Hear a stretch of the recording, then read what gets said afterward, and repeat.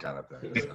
I got to change my name right away to something else. See, yeah, that's why I don't use the videos, because I don't want future On Saturday employers. night, you don't have to work the next day, so you can drink more. So you shouldn't be recorded, is what he's saying. Yeah, kind of. Although I'm not drinking tonight, I'm with my Gatorade Zeros. Les, is your business crushed right now? I told you. I've been drinking more or less constantly since Thursday. My liver needs a break. Les, is your part of the business crushed right now? I assumed it's just absolutely crushed. No, we're actually doing pretty good. People are researching automobiles as opposed to buying them, so they're not going into car dealerships. So, but we've got a POV out that says, look, we don't think it's smart to. We've had some people pause their search, but a lot of them are staying live. So that's good. I'm glad to hear. I saw our largest clients like Chrysler. Was it Fiat Chrysler?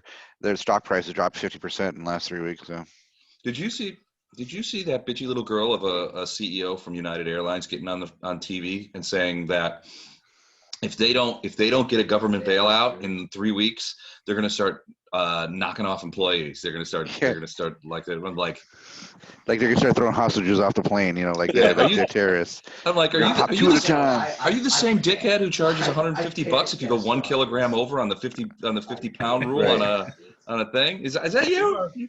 Yeah, the ones that won't give you a pillow or a blanket anymore. I just panicked. They should. You know what? Maybe they should cut out like the Starbucks every morning. Do a little saving, be a little bit more conscious of their daily expenditures. I think that would help them a lot. Just help manage their money, and then they wouldn't need government bailouts because that's socialism. Well, guess what? I'm just waiting for my two $1,200 checks. Yeah. So, Andrew, I think you should stick with sorcerer like you and I talked about. Now, from a racial standpoint, you can't go wrong with half orc. It depends Ignore on him. charisma. Well, not really. I mean, you don't have to be a high charisma is its big thing. Well, you don't have to be a great sorcerer. You could be an average sorcerer, a regular guy. Then what's the point? Well, the point is, it's only going to be third or fourth level. Stripper with saggy tits and a cock. Is that what you're saying? That went in a different direction than I expected. You could do that too. I mean, that would also be a sorcerer probably, or a changeling. Just to be clear, we're only drinking on Saturday nights. Is that what you're saying? Yeah, it's only Saturday nights through the quarantine. As long as we're on quarantine, I'll be running that on Saturday nights, so that people have a place to go. I appreciate it. I haven't been there yet, but I'll come. All right. Well, let's look at. You could go tiefling. Tieflings have good charisma. Do they half elves? Or half elves, and Les will seduce you constantly with red-headed tieflings that will keep showing up in the in the module. Like I do that. That is legitimate. I do that. Yeah, for anybody who hasn't played with Les for a while, as soon as you see a redhead in this game, it's time to run. It's time to run. It's because there's so many redheaded succubus pictures on the internet. Believe me, I've looked. Yeah, your search history. Yes, no, those records are permanent. Those are for research for the game, honey. You got to clear your cache every night without fail, because you never know when you could get hit by a bus. Click that link, Andrew. That's Tieflings. Check that out. Oh, okay. You remember when in Curb Your Enthusiasm when Jeff Garland, whatever his name is, going in for surgery, so he asked what's his name to go over to his house and clear out his porn collection just in case he dies on the table. Oh, I haven't seen that one. Oh, it's great. And he starts going through it. Of course, is it the one where he likes big-assed girls? Well, he starts watching it. He sits on their bedroom thing and starts watching on their bedroom TV, and turns over, and both his parents, both the Jeff Garland's parents are standing in the doorway, and he's like, "It's not mine." Awesome. Well, I got an email from Eric. Says he's going to be here momentarily. So he says, I got Oren to sleep in 10 minutes. So as opposed to last night when Oren never went to sleep, as far as I know, until well after midnight. So, let's just jump in. So last time you guys had some very interesting things. So we ended up where you guys had actually got into the Slice of Lime, which is the name of your ship's boat, your ship's shuttle, and cruised over to the Bettendorf, which you had determined through Jin that had sustained some significant damage. There were areas that were open to space and had been depressurized. There were other areas that were obviously destroyed. You guys parked the Slice about 50 meters off of one of the destroyed areas and sort of put on suits and jetted inside and got in there, kind of looked around. You saw evidence of a couple of things. One, you saw evidence of... We're getting crosstalk. Is that... That's Jonas, who's not being as quiet as I would have hoped. Oh, okay. See the sign? Quieter, please. No, Thank you. I'll see that. In the room with you? Quieter me, Dad. So I'm just gonna like smack this thing every time. The sword. Obey the sign. So you guys had a couple of things. One, it looked like that the Bettendorf had been hit by at least 3 drones, drone missiles that had hit it, and it looked like it destroyed a significant portion of some of the asteroid, including what looked to be the docking bay. So it doesn't look like it's possible to dock there anymore, and also a couple of other areas that had obviously been hit by ship-based missile weapons.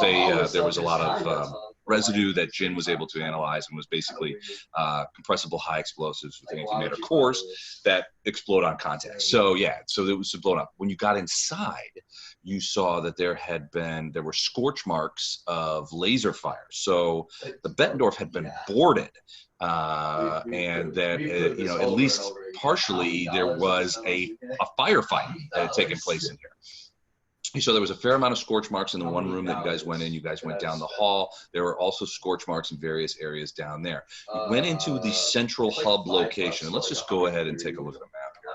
Make this recap easier. I can point out some things. Hold on a second. So effectively, it takes Can like... you see that?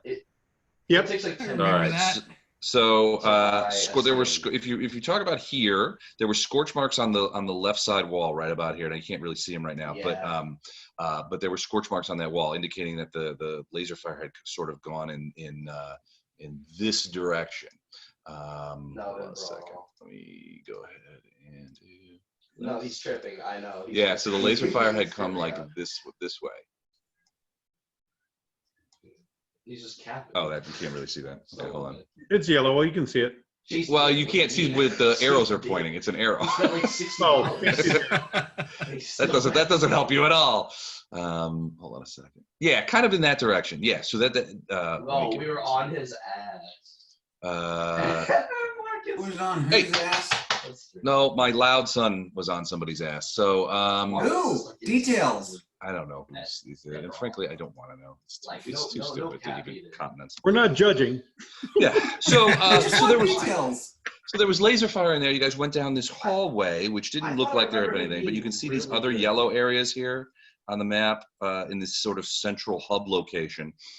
Were indications of laser fire as well as some scorch marks on the ground that looked like, from Tam's point of view, it was Tam sort of doing all this, it looked like that this particular bulkhead door had been blown open, and that's where those scorch marks came from. Blown open. And this way you believe is the direction to avionics, to the to what would pass for the bridge on this vessel. You didn't get much farther than that, though, when Tam realized sort of all of a sudden that there was a space claymore in there, proximity activated, about to explode. He just got out of there just in time, but Captain Black took the brunt of the explosion.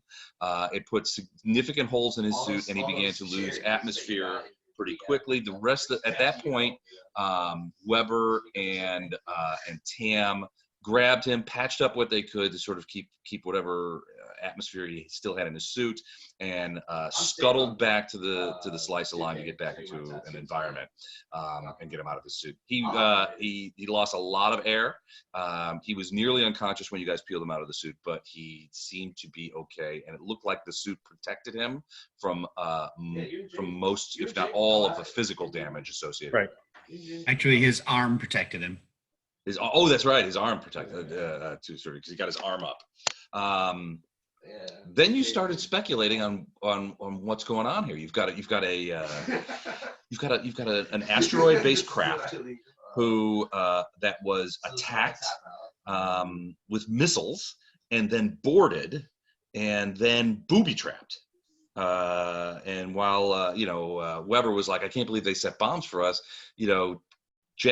Black pointed out that these bombs may not have been set for you guys. They were just there. They were definitely anti-personnel and definitely proximity. It's the word I'm looking for. Not ignited, but Triggered. Detonated. Triggered. Yeah, proximity triggered. So it was when somebody gets within a certain range. Right. There's disturbances in Hey, Les, real quick. Yeah, Are you using the mic from your headset or from your laptop? I'm using it for my headset, I believe. Why?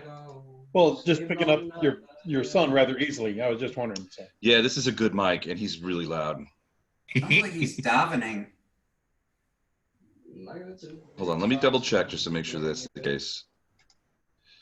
Yep. Oh, wait, maybe not. Hold on, let me. Maybe it is doing it. Hold on.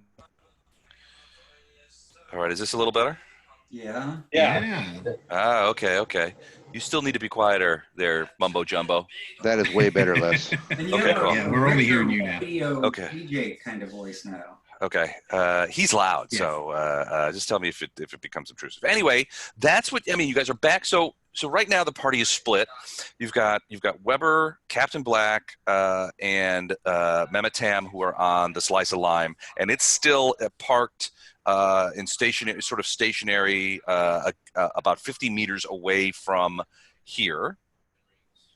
Sort of just due north on this map. Everyone else is back on the Gin and Tonic, which is probably a couple 100,000 kilometers away. I thought we went back to the Gin and Tonic. Did you guys go back to the Gin and Tonic? Yeah, Did you just and fly we back? got a Okay. video We did. message from Weber Jack's friend. En route. Wasn't Gin sort of No, he told us. Yeah, he basically we went back to the gin and tonic and got the message from Palmer that he's inside in a safety tube, like a life safety tube or whatever, in a room that's completely surrounded by vacuum. He's in his Right. panic room. right? Yeah. So I'll just He's all read the out of last toilet couple of I'll read you guys the last couple of paragraphs from the recap. Jin reached out to Weber and said, Mr. Jinx, I'm getting an odd query from a subspace frequency that's not often used. It's coming from inside the asteroid, and it's addressed specifically to you, audio only, no video or data. You asked him to play it, and it was Palmer. Weber, is that you? It's Palmer. I'm still alive in here. Come and get me. I don't know what happened. I'll explain everything when you get me. I'm in the medical bay in my little hideaway. It's shielded, so you probably didn't see me, but you can get in here. Weber, can you hear me? Is that you? Then you answered him, say, tell him we're trying to mount a rescue, but somebody's booby-trapped the hell out of the place, and we don't have a blueprint of where we're supposed to go. Then he called back, booby-trap, for Hubbard's sake, Weber, get me off this thing. Get me off this asteroid, and we'll talk a righteous deal. Get me out of here, my man. I'm in my pod in the medical bay. You can find me and bring a suit. I don't have a pressure suit with me. And you sent back, tell him we're on the way, but we don't know where he is. He sent back, I'm in med bay. I don't know where you've come in. Med bay is on, excuse me. Med bay is on the western portion of the asteroid. My pod is shielded, but shielded in a way so that I don't know what's going on the outside. My pod sensors indicate that there's atmosphere on the other side of my door seal, but hurry, I don't know how much longer I can remain in this pod. I've been here for a couple of days already. And that's the last you guys talked to him. Got it.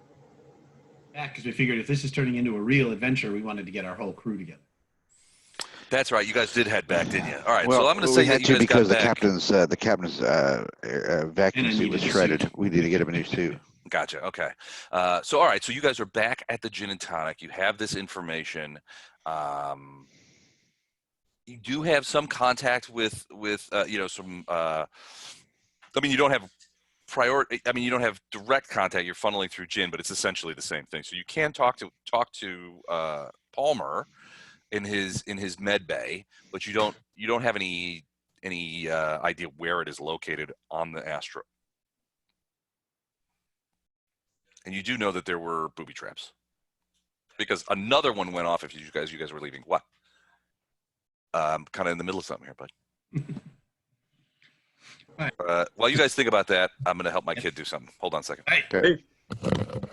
So does anybody not want to go back over with the adventure of the exploding bombs? I'm ready to go back. Yeah, I'm ready to go back. I feel I have to go, even though this is probably the situation I'm least suited for. No pun intended. Whoever Jix is upside down now. Yeah, there's no directions of space. That's funny. What I would like to do is I was going to suggest if we found a dead body, using that as just kind of like throwing it into rooms to detonate any motion sensing detonators anymore. We can also just use rocks or something, but if we're going back to the gin and tonic, we can find some sort of duffel bag. Yeah, we could find a container. Don't we have a container still of who we threw the people we kidnapped? I mean, sorry, rescued from from the whatever planet that we were on, or the space station. Thank you. Having trouble coming up with the. We just need to. I mean, it's weightless, so we just have to kind of push it around and then just shove it, and it'll just go through a room or hallway. Should set off any motion sensing. Can we ask? I would say, can we ask Jin too? Don't we have some like remote drones or something we can bring in for him to go through the hallways for us? Well, drones are going to be expensive if we lose them. Yeah, but we have a little better view of what we're looking at. I mean, how about we bring both if we had a drone? Okay. All right, Don. I guess you have to take over this adventure. Les isn't coming back. I don't know if we have any, but we'll find out. Yeah, we can ask the question, but I don't know that that's standard equipment. Right. We'll be right back. Yeah, I like the duffel bag idea, but we might need more than one, Don. When the first one gets blown up.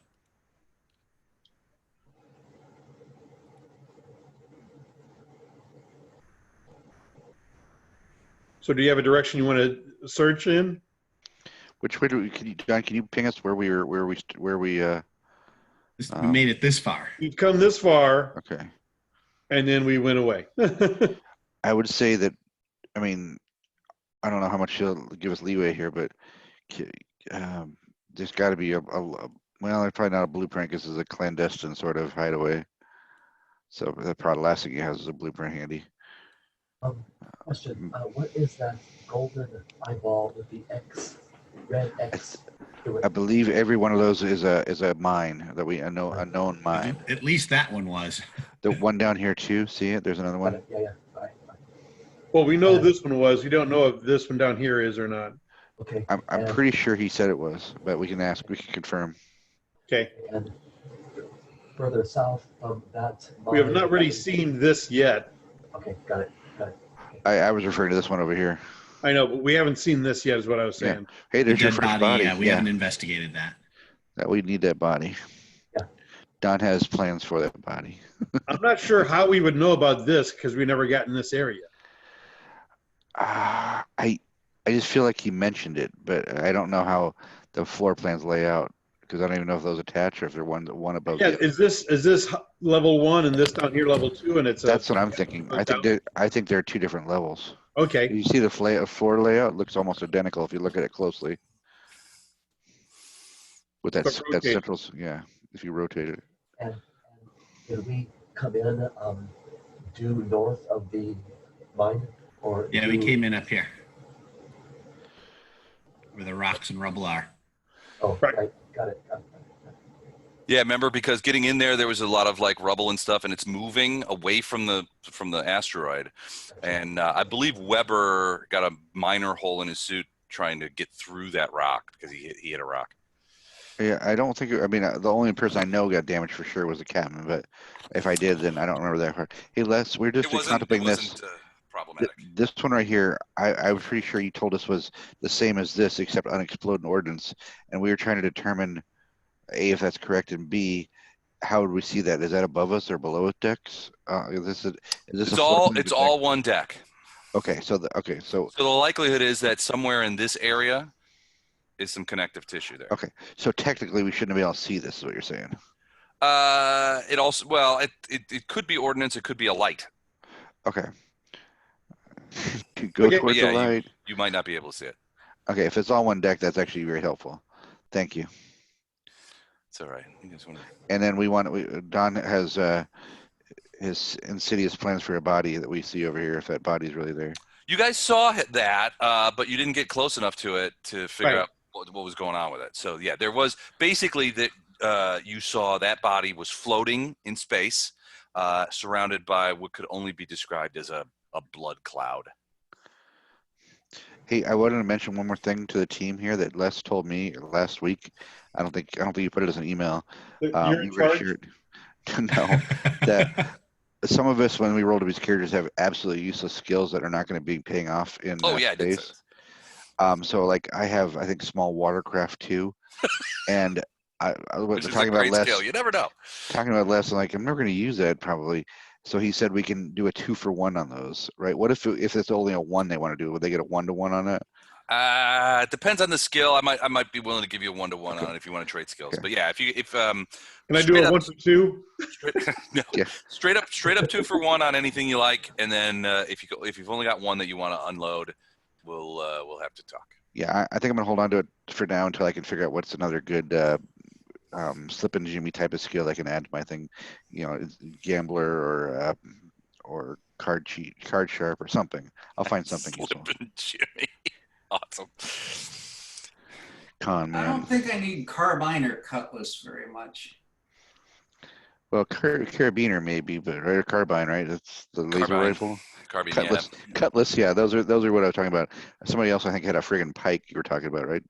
I don't see us using a lot of pikes in space. Yeah, no, that's I mean pike. Pike you could interpret as any sort of pointed rod. Well, that came out. Okay, Yeah, which is So how I gotta be answered. proficient. I gotta be Yeah. a proficient in that skill. I'm pretty sure I have a pike 2 right now. Do you really? Me Well, personally. yeah, I mean, if you've got a pointed rod of some sort, you probably kick somebody ass with. That's what she said. Oh man. You walked right into What that about one. pointed sticks? Pointed stick of work, yeah. I'm not sure if we've reached point and stick technology in our starfaring yet, but Yeah. How about a banana? What if somebody attacks you with a banana? Is it pointed? Justin, Sort of. I got only It depends. Well, I don't know that pike would work for a banana. That's more dagger. Open banana stuff. You're gonna take actual banana fighting. I learned it in the Marines, the Space Marines. I learned it on Monty Python. I learned it on Monty Python. All right, so you guys, so what are you guys gonna do? I mean, you've got access to Weber. You know Palmer. You know he's alive, but you're not really sure where on the ship he is. He says Med Bay, wherever that is. Don, I think you or Eric should outline the plan to get on this thing. You know, because it was your plan, and Eric, Go because back, he's we a get security guy. everyone's ready. We get a backup spacesuit. We head back over. We've got a. Do we have any drones on Gin and Tonic?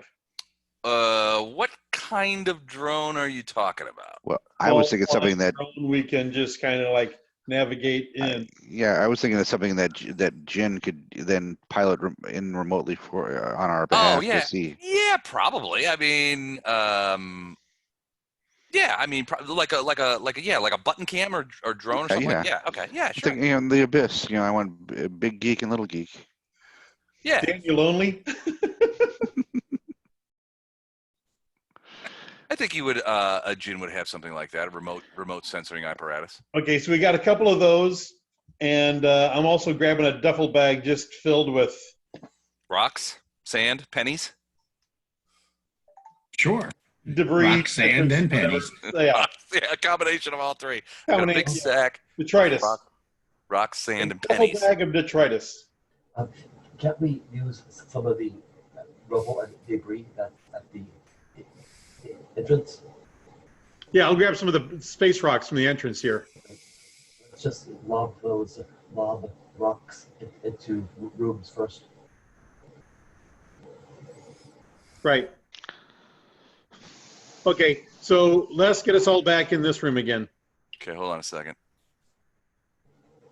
I'm getting you guys a drone. Nice. I love it. I love it. All right. Oh, hold you got a on. little small. There you go. Yeah.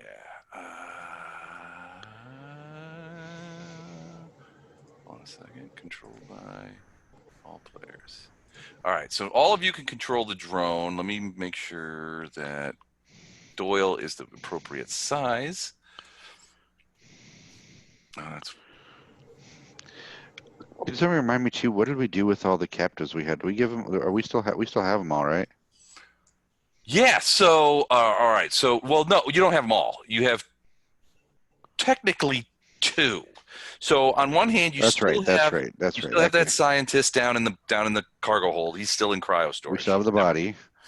And you also have Shotgun Girl from Green Right. Kern. The one I shot in the. Yeah, and the one that you shot and that Dr. Wagner fixed. And then, You forgot the air quotes. well, he took the bullet out of her and stabilized her. So And other things. and other things. So, oh, that's right. That's right. Yeah, you removed her neural lace. And she had some biomechanical goodies. Yep. He made me roll some dice against my will and told me I found out next game if I was pregnant. Right. You are not pregnant, thankfully. But Thank God. But yeah, so yeah, you have her. But the other guy you let go in this system in Calgary. So Okay. so he's gone. You guys let him go, but the rest of them they have. All right. So you guys are in new suits. And you guys get there. I do need a vac-suit roll from everybody. 2d6 plus your vac-suit skill if you have any, to avoid trouble with the perimeter stuff. That's not great. I'm in med bay back on. You're not going? Wait, where We are we came going? back. We got everybody, unless you don't want to We're come. coming back. Well, I need to find out what goodies I got before I make any decisions. What, from the woman? From 2 of them, there were 2 that one I kept sedated and one I. Right, but the one guy you released, you didn't pull anything out of him. But there were 2. Yes, the woman you removed her neural lace. She also had one more. I'm sorry, Rhodium. she had an let me check. Hold on. She has one of her eyes. Let me check. Make sure I got this right. Chimera, yeah. She had neural lace, and she had a targeting system implanted in her eye. I don't know. Did you remove that as well? Dude, of course I did. Okay, and the only other thing that she had was an adrenaline system in her thorax next to her heart. Essentially, it was lace controlled and could give her a burst of speed. It basically inserted a small syringe full of her own adrenaline into her heart. It's good for burst of speed. It's also good in case she is knocked unconscious. Your guess is that it has an automatic system that automatically brings her back. Yeah, didn't do very good for her. Did not do very good. Well, in addition to her being unconscious, she was shot. So, that was different. But yeah, so that's what. So guys, do we need these? Can we sell them? Like, who needs an implant? I think most of us got the neural lace, and I don't know that we need an implant right now. Especially, I don't know that they're transferable either. Yeah. They need to be. I mean, you're talking about something that's inserted into a person's brain. It's a pretty complicated procedure. I don't know that you could just pop one out from somebody and pop it into another person. Have you seen my surgery skills? That's true. you might be able to pull it off. All right. So what about the other one? You had me roll 2. I had 1 person under sedation and 1 I was. You didn't pull anything out of that other dude. Why? Because you guys were letting him go. You guys decided to let him go, so you didn't want to steal his stuff. He didn't really have anything. other than Lace. And we did let him go. Okay. And you guys did let him go. All right. So here's the thing, Dr. Wagner. Are you staying on the gin and tonic, or are you coming with these guys over to the Bettendorf? What do you guys think? Do you need a doctor there? They set off a claymore. They might need a doctor. Given how the first trip went, maybe. I guess I'll go. All I right. got a medical bag. Okay, you stay towards the back. Well, keep in mind that you guys are in spacesuits, which might be a factor considering. I mean, you do know that Palmer said that where he's at. there's atmosphere outside. So he's basically what he's done is he's characterized where he's in as some sort of like emergency pod, like a hiding. He called it his little hideaway. Essentially, it's some sort of emergency pod that he can go into. It's shielded. You can't see him, and it has its own source of oxygen and probably food stores or what have you. But he's been in there for a couple of days. It's probably not designed for a couple of days worth of usage. What he can tell you, what it also doesn't have is any sort of scanning where he can scan any farther than the pod itself. So he doesn't know what's going on the ship. But all he really can tell you is that there is atmosphere and pressure outside of the door of his pod. So he could theoretically open it up. But you guys told him that that there are different places that are not pressurized, and it might be really problematic for him. Here's the other thing too: if you go from an unpressurized area into a pressurized area, if you have to breach a door, that area that you go into is going to depressurize. So the likelihood is unless there's a lock somewhere between, or you can figure out how to manufacture a lock, Right. between you and him, you're probably going to end up depressurizing the area outside of his pod. And if that's the case, you're going to have a bit of trouble getting him out. Well, I propose that we find a welding torch or something to maybe, I don't know how big his pod is, but we might be able to cut it off whatever it's sitting on and just float it through here. Maybe I should stay on the gin and tonic for casualties. Maybe Also so. fine. We want to get the opportunity to see part of the adventure. That's the spirit. Here's my thought. We all rolled less, I think. Eric's talking. I think, Oh. First of all, can you Barely. really, all right, how about now? Better. Better? Now? Now? Right. Sort of. No difference. Sorry, guys. Jeez. Let me try something here.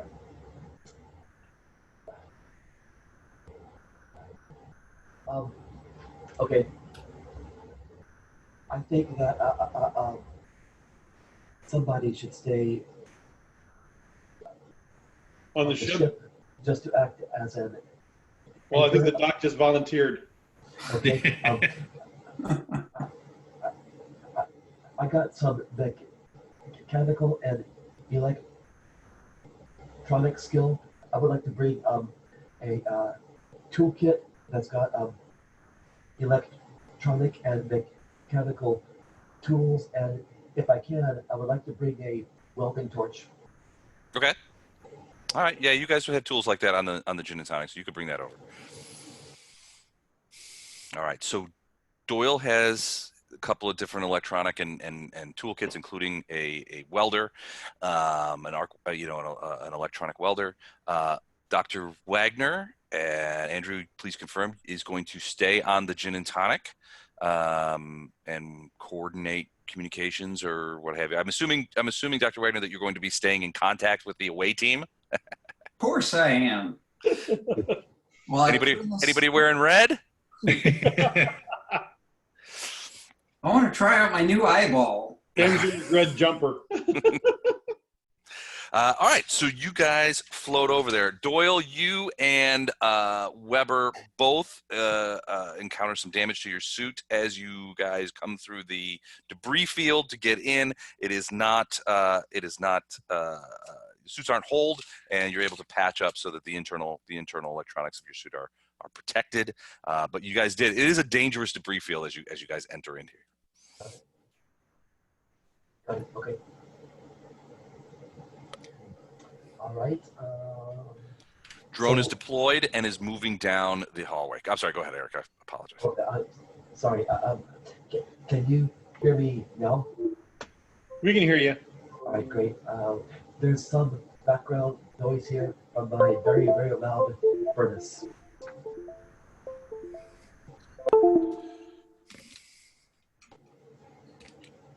All right. So drone is deployed. You guys are in that one room. You see the scorch marks on the wall there. That yellow area is covered in scorch marks. You can see from where you are the room in which your This door here can be opened and closed, correct? yes, it can. Is this door here open or closed at this time? It is open. Both of those doors are open. All of these doors? Yeah, all of them as far as you know. Yeah, because your lights go through them. Okay. If no one objects, we're going to move the drone to here for right now. Okay, hold on. You know what? Let me I'm going to give I'm going to give that drone some light so that as he goes around you can get that feed into your own suit, your heads up things on your suit. Yeah, so it's going to radiate light. Or it's not radiate light, but he's going to be able to see. Okay. Okay. It's a little better. All right. You also start to see more of those scorch marks. So as the drone sort of is in the room and spins around, is there anything in particular you're looking for? Bombs. Bombs? Is that what you said? Claymores. No, yeah, we're looking for claymores.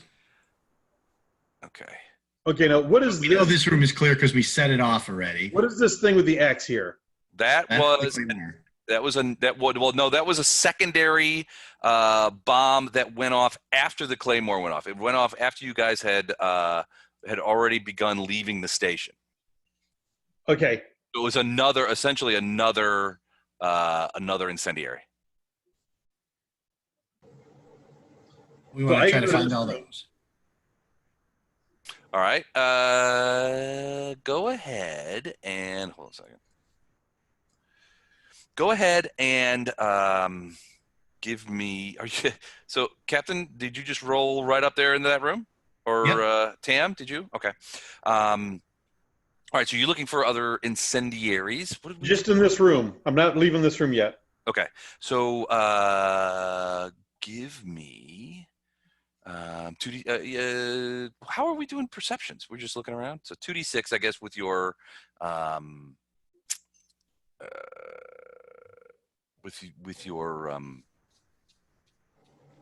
intelligence bonus. Yeah, you don't see any. You don't see any other thing, anything else that looks like a bomb, or any other thing that looks like it's attached with a proximity thing. How do we know what our bonus is? It depends on your. Let's say you had an intelligence Intelligence. 9. What would your bonus be? Everything above 8 is. Well, I think it's +1 then. Okay. Thank you. Yeah, everything above 8. 8 is median. Thank you. Okay. Can they communicate with me? Yeah, absolutely, they can. So I have a nice intelligence bonus if you have any questions. So you're Okay. getting that feed too from the drone. So you're Okay. watching it on screen. So you might be able to add your 2 cents in there. Then let me roll as well. Okay. While he's rolling, Tam, all of those areas that are highlighted in yellow are areas that you see. You see laser scorch marks. Yeah, there's basically, it looks like a huge firefight went on in here. Okay. Now, and you're standing very close to what looks to be a breaching explosion Right. that opened this door. Right. And ahead of you in this room or hallway or whatever that is there is a a body floating. There's no gravity on here now. Right. It's floating in sort of in the air, and it's surrounded by what could only be, well, I mean, the best way to describe it is it's a blood cloud. Now that blood is now frozen and crystallized, but it's not moving away from the body, right? So It's just save sort of it all, clustered around. put it back in him later. He'll be fine. Should be, yeah. Okay. But yeah, there's you haven't had a chance to look at that body. So Weber, what are gentlemen? you doing? Are you hanging back? Yes. Gentlemen, let's assume that up is north on this map. Shall we go east, west, or south? I don't think we should go west. That seems like a trap. It's too direct. Let's try south or east. Let's try towards the body first, but make sure the body's not a booby trap. Maybe Okay. it'll have something useful like a key or some sort of intel we could use. So what was the intelligence check for? I rolled pretty well. I feel smart. Oh, do I need an intelligence check, Les? Or an education check? Well, your intelligence check is for you to sort of like be looking around. So, Dr. Wagner, you're looking through the eyes of the drone as well, and you don't see anything else that looks like a bomb.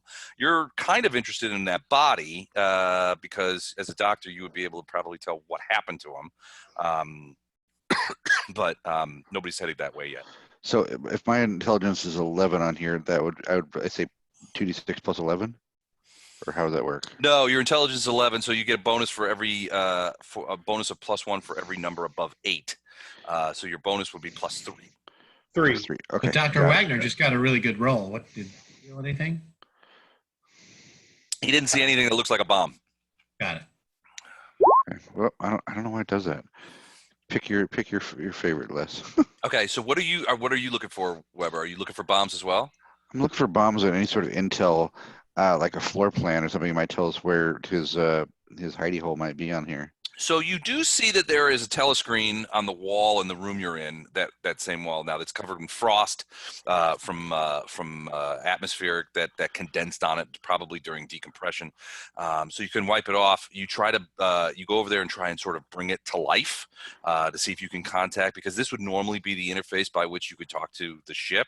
Right. The ship certainly, even though it's a hollowed out asteroid, it almost certainly has an AI that controls all of the sort of functions of things that normally would be necessary. In this case, though, there does not seem to be any Juice. any response. Yeah. So you're getting power. It's got power, but when you type in, you're sort of touch typing a few queries into it, and nothing's responding. So whatever it could be that the AI is offline. Okay. It's certainly not responding to the touchscreen in here, which normally you would know that lack of pressure, lack of oxygen wouldn't matter. A lot of ships have these similar sort of interface panels on the actual outside of the spaceship for people who are working on it, that kind of thing. Okay. So, they're hardened. The vacuum normally wouldn't hurt it. Right. That makes sense. But somebody did a number on the AI too, probably, before they even breached the hole. Okay. That was my speculation. All right. I will stay within eyesight of anybody. I don't want to fall behind. So Okay. if they move forward, I will move forward. Okay. You can control your guy if you want, so you should be able to move him. All right. So Tam, you're in the lead. You're looking. I am so- trying to leave one square spacing between the next person just in case Gotcha. Okay. we don't cluster up again like we almost got Don't wiped bunch out up. that first time. Yeah. Watch your corners. Check those corners. Check those corners. Can I So- momentarily close this door? How do you go about doing it? I mean, do you like reach in and like pull the door shut? Because it's an iris door, essentially. There's no control panel that I can use. There's a control panel there, sure. Give me an electronic. Power to it. Is there any power on the ship? There does seem to be power. You can see some emergency lighting is going on, very, very dim lighting. It's not much. Hey, I'm going to roll an engineering check to see if I can close this door. Okay. Using the control on the side. Right. Okay. 15. Woo. I can't do better than that. Box, you can't do better than that. So, so the first thing is, no, you don't think that you can close this door. You can't close it, certainly using the panels. Now, there are manuals manual overrides that you can No get. overrides. It's on the other side of the door, on the other side of the thing where you can get into. It's located in the bulkhead. You can get in there, and you can actually wheel the iris into place. So there's that. It'd be on the other side. It's on. Well, yeah, the door's open. Right. You're trying to close it. Yeah, it's just But around if the I other. close it, I'll be closing it on the other side. Yes, you'll be on the other side of the door. Yeah. Yes. Okay. Don't worry about that then. Okay, so also as you examine the control pad, even though it basically tells you the same thing it told Weber, even though there is some power in the station still, basically what it tells you, the reactor's still working, but nobody's control. You're not getting any control mechanisms from it. Right. Okay. You know that duffel bag of detritus I gathered? Mm-hmm. I float that into this room going this direction. All right, so you just give it a push? Yeah. Okay. All right. The bag sort of floats down there. Are you pushing it like towards that body? Yeah. Okay. How much mass do you think is in that bag if it was Earth gravity? 150 pounds. 150 pounds or so? Okay. So, all right. So you give that bag a push and it sort of like floats over there. It actually impacts the blood cloud, which sends these crystalline shards of blood sort of in all kinds of different directions. Right. And then it impacts the guy, and it sort of like bashes, and he sort of like slowly, it's like billiard balls, right? Both moving, but it's slower now because of conservation of energy. Right. So he goes bonking into the bulkhead and sort of bounces backward, and he's sort of spinning around. And then the bag goes further down there. But nothing goes off, like a bomb, which I assume you're trying to find. No bombs go off in there. There's no explosions or anything. Okay, guys, I'm going to send the drone in. Good job.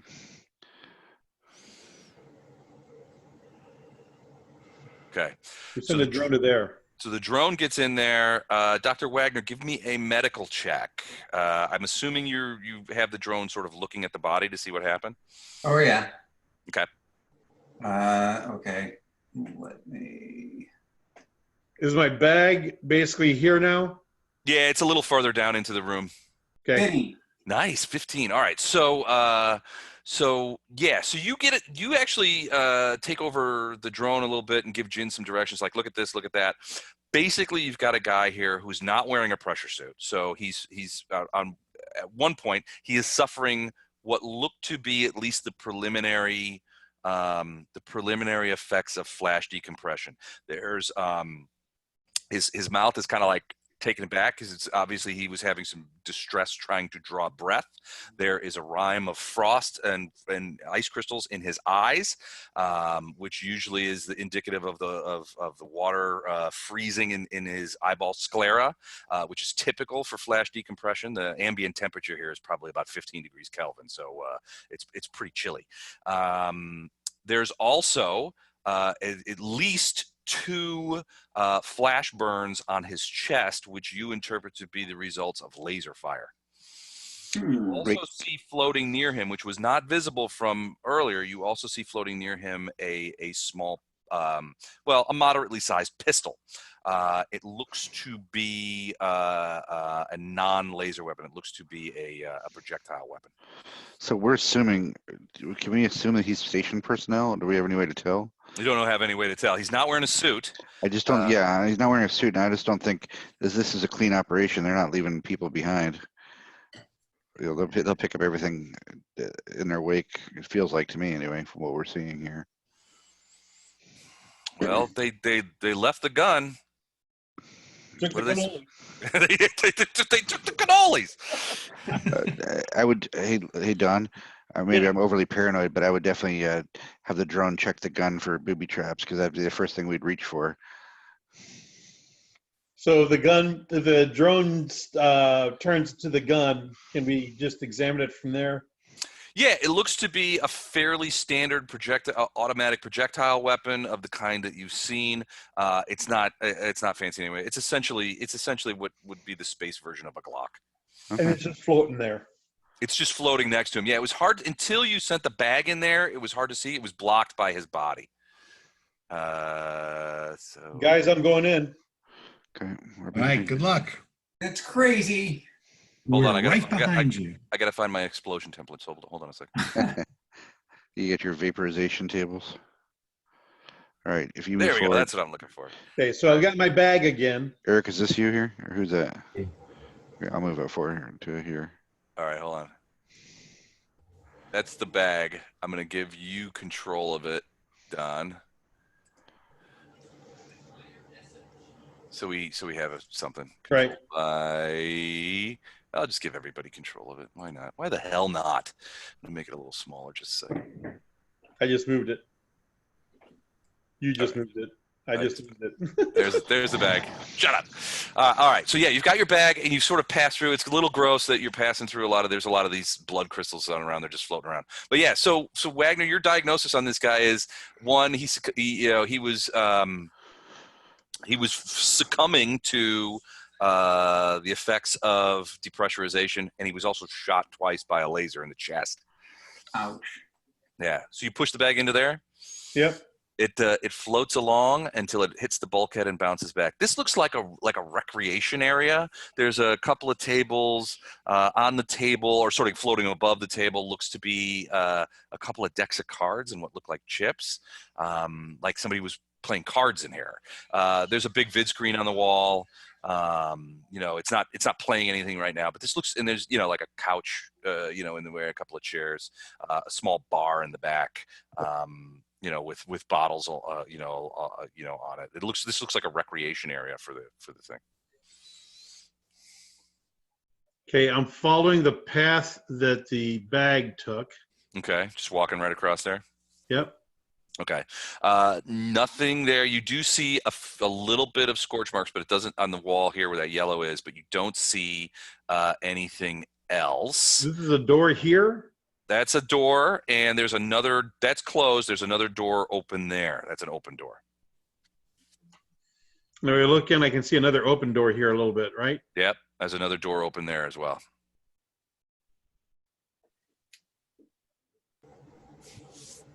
Okay, bring the drone in to there. What is this room? This is a smaller. It's hard to tell what it specifies. It's basically probably like a workstation of some sort. There's a chair there and a fair amount of electronics. This looks like an area where people would do work. There's no papers or anything there. It looks like whatever work was done here was all done via terminal. But there's a big like workstation terminal there, like a computer terminal. Captain, this does not seem like the med deck, and I don't think the med deck would be past all these workstations. So I think it's a different direction. Give me a quick engineering check. Do we have just one? Do we have just one drone? You have several in case one gets bopped. What I'm saying is here, I feel like as we leave a section, we're not fully exploring. We should leave a drone there to monitor it, because we are assuming the station's cleared out of enemies, but we're not positive. We're not leaving it behind. Don't worry. Right, I'm just saying that we should leave a something behind us so we don't get popped if, let's say, we don't go explore all those workstations that Don is pointing out. Actually, we're thinking about not exploring. Nothing else has worked. None of the workstations and the larger sort of vid screen in this recreation room is looks like it's offline. It's not powered up or anything. Do you have someone good that can check this door? What would it take to check a door? I can. I'm going to back up Okay. with my sack. Doyle, you gonna open that door? Okay. You gonna check it for? I mean, like to see if it's locked or anything? Let me approach the door. You mean here? Here? Nope. No, it's This one. slower. Here, let me give you. I'm gonna tell you what. Let me give you guys some light so you guys can see better. Yeah, you don't have any light, so I'm gonna go ahead and give you. Just give us like 15 feet. Yeah, I'm gonna give everybody 30. Oh, okay. And I'm just gonna give it to everybody. Hold on a second. Let me do that real quick. Good. Tam. The Fiat, we're talking about this door right in front of you now, okay? Because it may Coffin, open up not to Fiat. this area. Just because he's opening a door doesn't mean his name's Fiat. All right, you've all got space. Yeah, so it's this door right here he's talking about. Is that one right there? So wait, is it a mechanical door? Is it? It's an iris door. So I mean, it looks like all of the doors in this place are iris doors. So they're typically they're typically controlled by the ship. In this case, the power doesn't seem to be on. But you give me iris, like a camera lens. Yeah, iris. Not Irish. Not Irish. So yeah, they sort of like kind of shut. They're a little bit almost they're more oval, but it basically is a bunch of teeth that sort of meet in the middle. That's how the doors get open. What would an Irish door be? This one, this door controller actually seems live. The controller next to it, so it does seem to be operational. I would like to do something. I would like to do the equivalent of searching for traps. Do your mechanical skill. All right, sure. So it's going to be 2d6 plus 1. Yeah, if your mechanical skill is -1, then yeah, you would add 1 to that roll. Let me just get this started. Sorry, that's hang on a bit. All right. Sorry. Let me just do this. 2d6 plus 1. All right, there. There you go. All right, 9. So yeah, you don't see any obvious. I mean, there's not a lot of area on this door for the placement of traps or anything, booby traps. You don't see anything that looks like an explosive or an incendiary device. It looks normal. It looks regular. You know what? I'll just activate the door. Go ahead and open it. I guess. Okay. You reach out and you touch the control panel, and at first it doesn't react, and then the door just kind of goes. It sort of sticks in the middle and it doesn't open all the way, but it opens enough where you can see inside. It's a very small room, and you immediately get the impression that this room was dedicated to a single purpose, the purpose of dealing with the relief and excretory needs of biological organisms. We found the toilet. We found the head. Wait, Found the head. At least one of them, anyway. All right. Can I shine my light in and just check to see that it's empty of safe? Yeah, give me a quick intelligence roll. Yeah, you get a pocket knife, or a pocket knife, pocket light. You could just sort of shine around in there. And, The power to the John works, but nowhere else. Well, the door didn't open all the way, so Yeah, it okay. sort of did and sort of didn't. So whatever. So it's like what you suspected. There's power. The fusion reactor in this vessel is working. Working, right. The problem is there doesn't seem to be any control. In the gin and tonic, gin exercises a significant amount of control over the functioning of the ship and the translation of fusion reactor power into things like doors opening and UMB production of oxygen and things like that. In this case, from what you guys can see or tell, there doesn't seem to be any controlling authority taking care of all that stuff. But while the power still exists, it's like the head is cut off the snake. so how do I roll my? So what's your intelligence score? Share. This. Which one is intelligence? I can never remember. Third from the end. Third for the end. So A. So that's 10. So you get a +2 on your intelligence checks. Very smart dude. All right. So it's 2d6. 2d6 plus 2. Gotcha. Okay. Good. 11. Very nice. All right. Yeah. So you look in there. It looks pretty clear. It seems to be completely empty, and you do not see any any explosive devices or traps of any kind. But the smell is ripe. There's no smell in space. Actually, Jump. that's wrong. There is a smell in space. People who have been exposed to space say that it smells a little bit like the aftermath of a cookout. A little bit ashy is what they say. Left over from the Big Bang. I thought they said it smelled like a tangerine or something. I remember something about that. Yeah. No, I've read this not too long ago. It smells ashy, like something's burnt, like something recently. Wired on YouTube did an interview with a Canadian astronaut who described it as, I don't remember how he described it. I figured he would smell a lot like his bowels emptying as he smelled vacuum. Exactly. It depends. Well, maybe it's a combination of tangerines and burnt stuff. The tangerines and oops, I crap my pants. Oops, I crap my pants.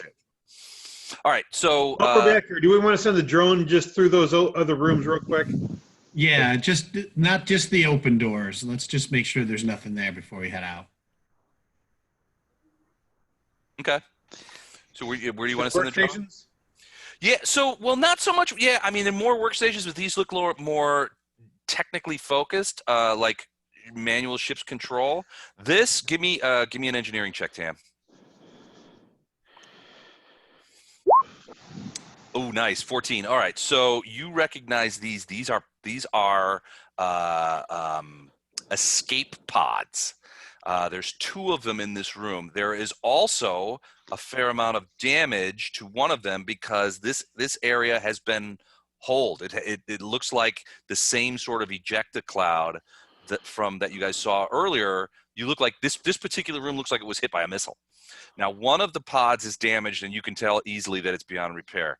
The other one seems to be intact. However, because you rolled boxcars again, you recognize that this particular pod has something sitting on top of it that does not belong there. Explosive. It looks, Tam, you saw the last Claymore. This looks like another one. Somebody set up another one. Now, the drone is small enough. It doesn't seem to be setting off the prox alert. Okay.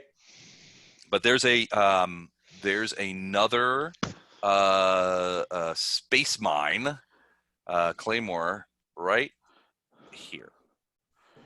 Thank you. I love that drone. Thank you, Wally. Thank you for keeping us safe. Wally. Hey, fellas, can you hear me? Yeah. Yes, sir. Hey, Tom. How you doing, buddy? How you doing, guys? Just checking in and saying hi and let you know I'm still alive. Glad to hear it. How they get you all fixed up? I heard you had to head back into the dock. Yeah, I got another visit tomorrow with the cardiologist for another EKG. Have had 2 cardio versions at this point, so if this one doesn't work, then they'll do an ablation where they go in through your groin and burn your heart. It sounds gross. Yeah, don't want to do that either. Okay. Yeah. So those of you who don't know, Tom is a good friend of Don and I's. We've known him for decades. He's actually, I'll tell this story to you guys later. He's actually indirectly responsible for my wife and I having met. Marla still hates him. Marla still won't let him near the house. But yeah, no, Tom is an old friend of ours, longtime war gamer, Dungeons and Dragons DM for years. Been around. Our people then. World War II recreation. World War II reenactor. And one. World War II and one. Yeah, you've expanded. Yeah. And weapons collector. Yeah, you can see some on the wall behind me. There's a mace and armor and crap all over. And generally speaking, just an all-around great dude. You know. Nice to meet you. There's a longbow and a breastplate. So nerds, he's our tribe. He's a nerd. Yeah, and Don, you are the oldest one, so yes, I am. not by much. And So there's my wife, Donna. All hey, right. Donna, how are you? All right, I just want to check in, say hi. I don't want to hold up your game. No, you just if you want to hang out and watch for a little bit, you'd be welcome. I might do that for a little bit. All right, cool. So you can be the Tom, drone. Matt, a guy named Weber, whose character name is Weber Jix. His name's Matt Meadow. He's Hello. colleague of mine from work, so I've known him for several years. He and I work in the same industry. Dan Jensen is an old friend of mine from high school. We've known each other since puberty. Actually, I think I've met Dan before. I don't Yes, want to know how you we know that. must have. And then Andrew is a friend of mine. He and I worked at the same agency for 3-4 years, and We were employed at the yep. same- employed at the same Working, place. I don't know. Les watched a lot of videos. I watch a lot of videos, a lot of YouTube, but also a fellow bourbon drinker. So a bit of There a you common- go. Nice. All right, back to game. So yeah, you guys spotted that there is another space claymore in there set attached to the escape pod. But even more interesting than that, I mean, you guys were sort of expecting that there were more of these space claymores. Beyond that, though, it looked like the escape pod room had been hit Breached. by one of those missiles and breached. So you're starting to think that these attacks, the missile attacks, I mean, they hit the docking ring. They hit one of the biggest rooms in the asteroid, which would cause a lot of depressurization. It was connected to a lot of things. They hit the escape pod room. I mean, this is starting Almost to look like organized. that maybe it wasn't an accident. Just beginning to think that. It's starting to, it's a stone. Anyway, you guys come back Hey out of it. guys. Gee, I wonder. All right, do we want to head east or west? Let's go back towards the middle. So you guys go back up to the center area, this Yeah. area right here. Okay. And Coffin, where'd Eric go? Here. Oh, I didn't see it. Okay, I'm sorry. You know, Did you introduce Eric? Oh, I didn't introduce Eric because I forgot him. Eric Borland, Tom is a good friend of mine. WordPress developer, lives in Washington D.C. Absolute unit from as a dude. He's got 2 kids and is a prolific writer. great to meet you. Awesome. Nice to meet you. Great to meet you. Sorry about that, Eric. I didn't see you because the things were off. Oh, You cool. monster. Hey, Tom, I wish you the best with your health. Yeah. I appreciate that. Thanks. So, Coffin, yeah, I was me just too. pointing out that you're still in that room. Are you gonna follow them up into the main room and figure out which way you want to go? You know, yeah, sure. You know, I hate to leave behind an undetonated claymore. As long as we don't go back that way, we're fine. Do we have any ability to to disarm it? We can disarm it by going in there and having it explode. It's definitely you're pretty sure it's prox targeted, just like the early one was. If you're the Similar- expert and want to make that happen, we won't stop you. But I think we should leave it alone until somebody with better skills come along. You could chuck the sack in there and see if it sets it off. Yeah, but then we've used our sack. There's no benefit for setting it And off, we've right? blown it up, and it's probably hurt the escape pod. So why? All right, that's true. Right. That's true. All right. Okay. If we might need that escape pod later. Well, I might want the sack later. I throw my sack into this room. Don leads by the sack. When Les is done laughing. I know. I'm also wondering, is there maybe some sort of weapons storage on this station somewhere? Probably. Did someone take the Glock, by the way? Speaking of weapons?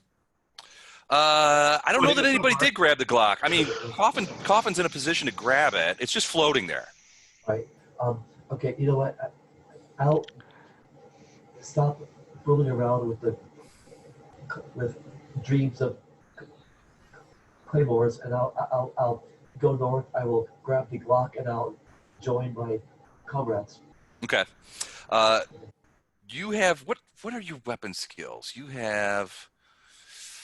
Give me a carbine skill. We're gonna use that as an analog for general weapon skills. Give me a 2d6 with a +1 from a carbine roll.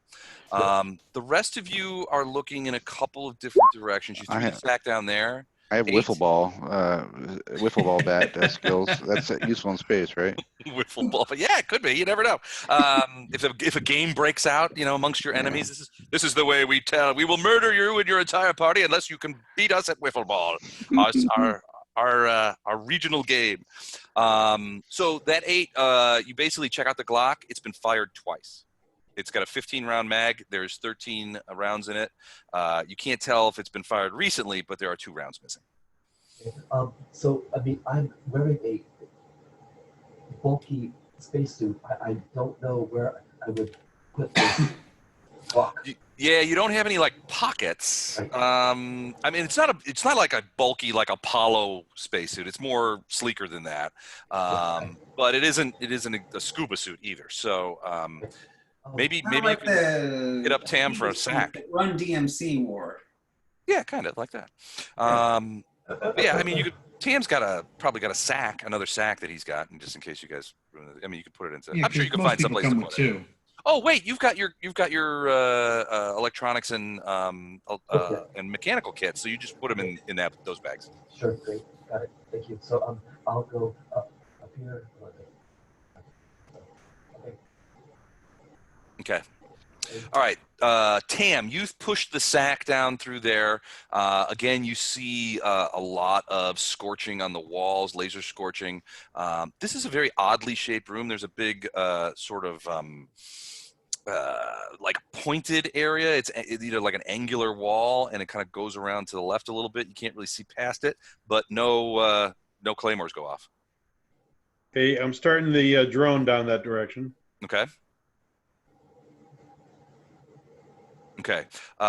You see a couple of things through the drone. One, there's a wide open door directly to the north of where the sack is.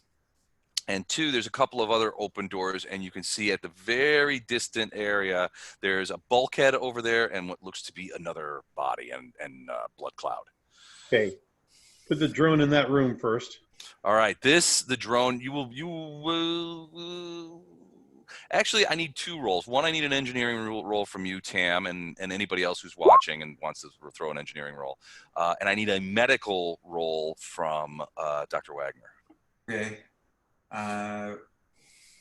Which one do you want first? Because I have engineering creds. Give me one of each. Is that an engineering role for you, Captain? Oh, wait, no, sorry. Yes. It's electronics and computer, not engineering. That's okay. Give me that too. Give me one of those as well. Which one do you want first? Electronics, computers. Okay. Or computers first, yeah. Okay. 6 for computer. Okay. All right, now give me the medical one. 13. All right. So the first thing that you notice, Dr. Wagner, is that there is what looks to be like a smoke cloud that fills a greater portion of this room that the drone is looking at. You're detecting that this reminds you of when this particulate cloud reminds you of when some sort of biological substance is lasered repeatedly. It forms these small particles, and those small particles can form a cloud in zero grav, which you have now. That's what these particles look like. It looks like something biological had been repeatedly lased. Okay. Tam, you and Jet come to the conclusion almost at the same time. This is the AI room. This is where you can see on the floor there are those anti-grav panels that hold up oftentimes the biological core of an AI.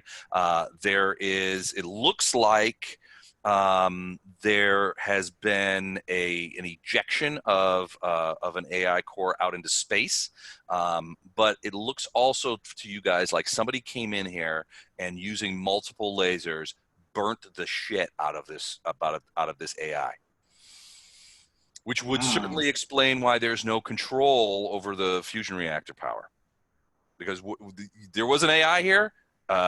It was destroyed. Now it does look. Now most AIs have sort of an emergency dumping system where they'll periodically back up their memories, and they have like an ejection port that's usually underneath them that they can send a biomechanical backup out into space.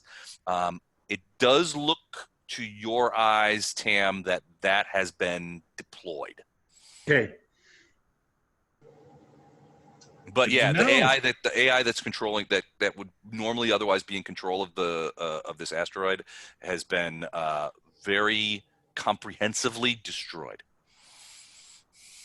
With prejudice. Yeah, they lased the shit out of it. Bastards. They They killed the Literally. AI. So What'd you say, Eric? that if they essentially took out this ship's version of Jen. Yeah, exactly. Yeah. They killed the ship brain. So my question is, I mean, AI is duplicatable in this universe, right? So is it possible that Jin can come online for this station if needed, if we could route some of the relays to? I'm not exactly sure what I'm talking about, but you see what I'm saying? It Is that would- outside of our wheelhouse? So from a theoretical standpoint, that's possible. Jin could take over operations of this and begin sort of going through various kinds of kind of like ready readouts and determining damage and stuff like that. The problem is that Jin is designed specifically for the gin and tonic.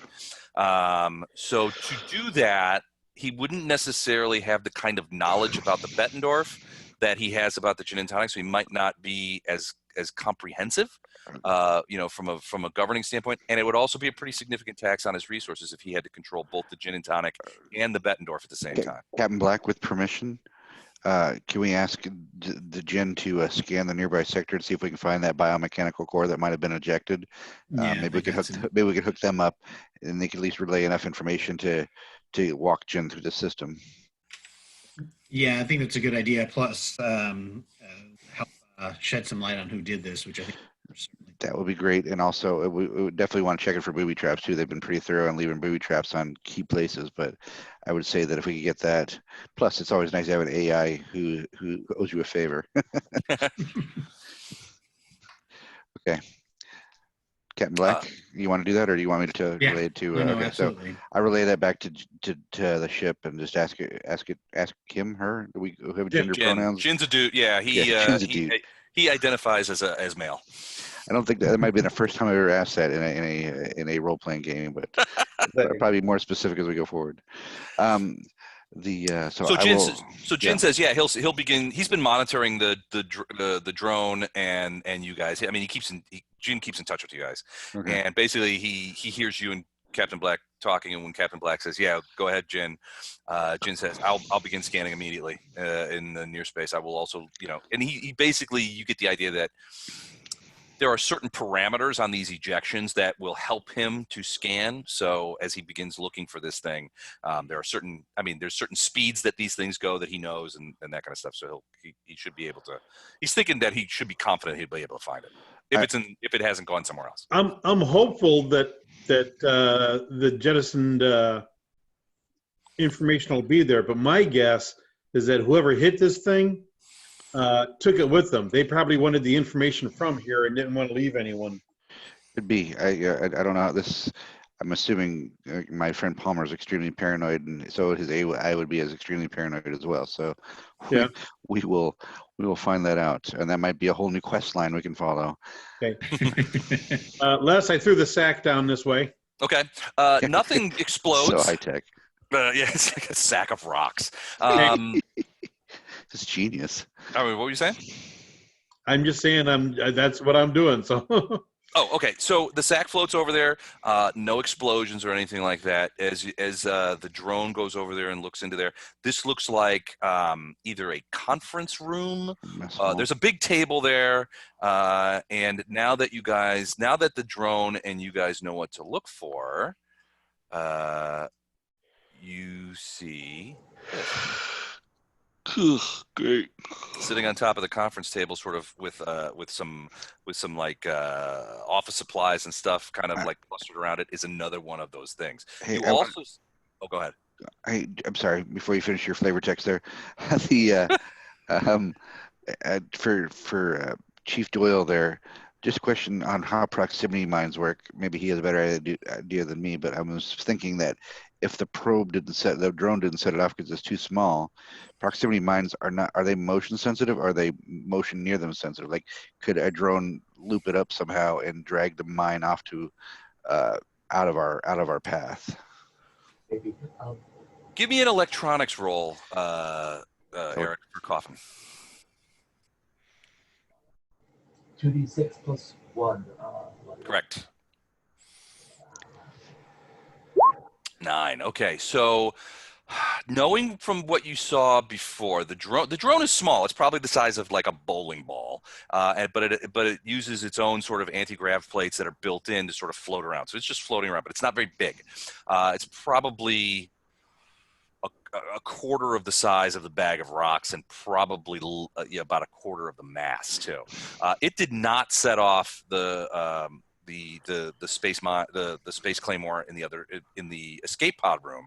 So you're guessing that this is target. Although, so the only real information you have is the drone did not set it off, but Captain Black did.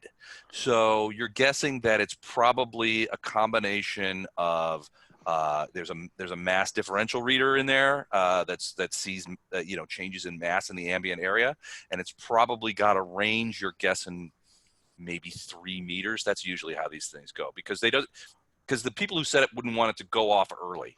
So 3 meters is probably the effective range of something like this. So it's probably a certain mass within that 3 meter range is going to set it off. Yeah, I was just thinking that maybe especially being in a gravity-free environment right now, that maybe we can move that mine off any of their current locations and drop them somewhere else where if the drone can move them somehow, but I don't know if that's possible. Just a thought.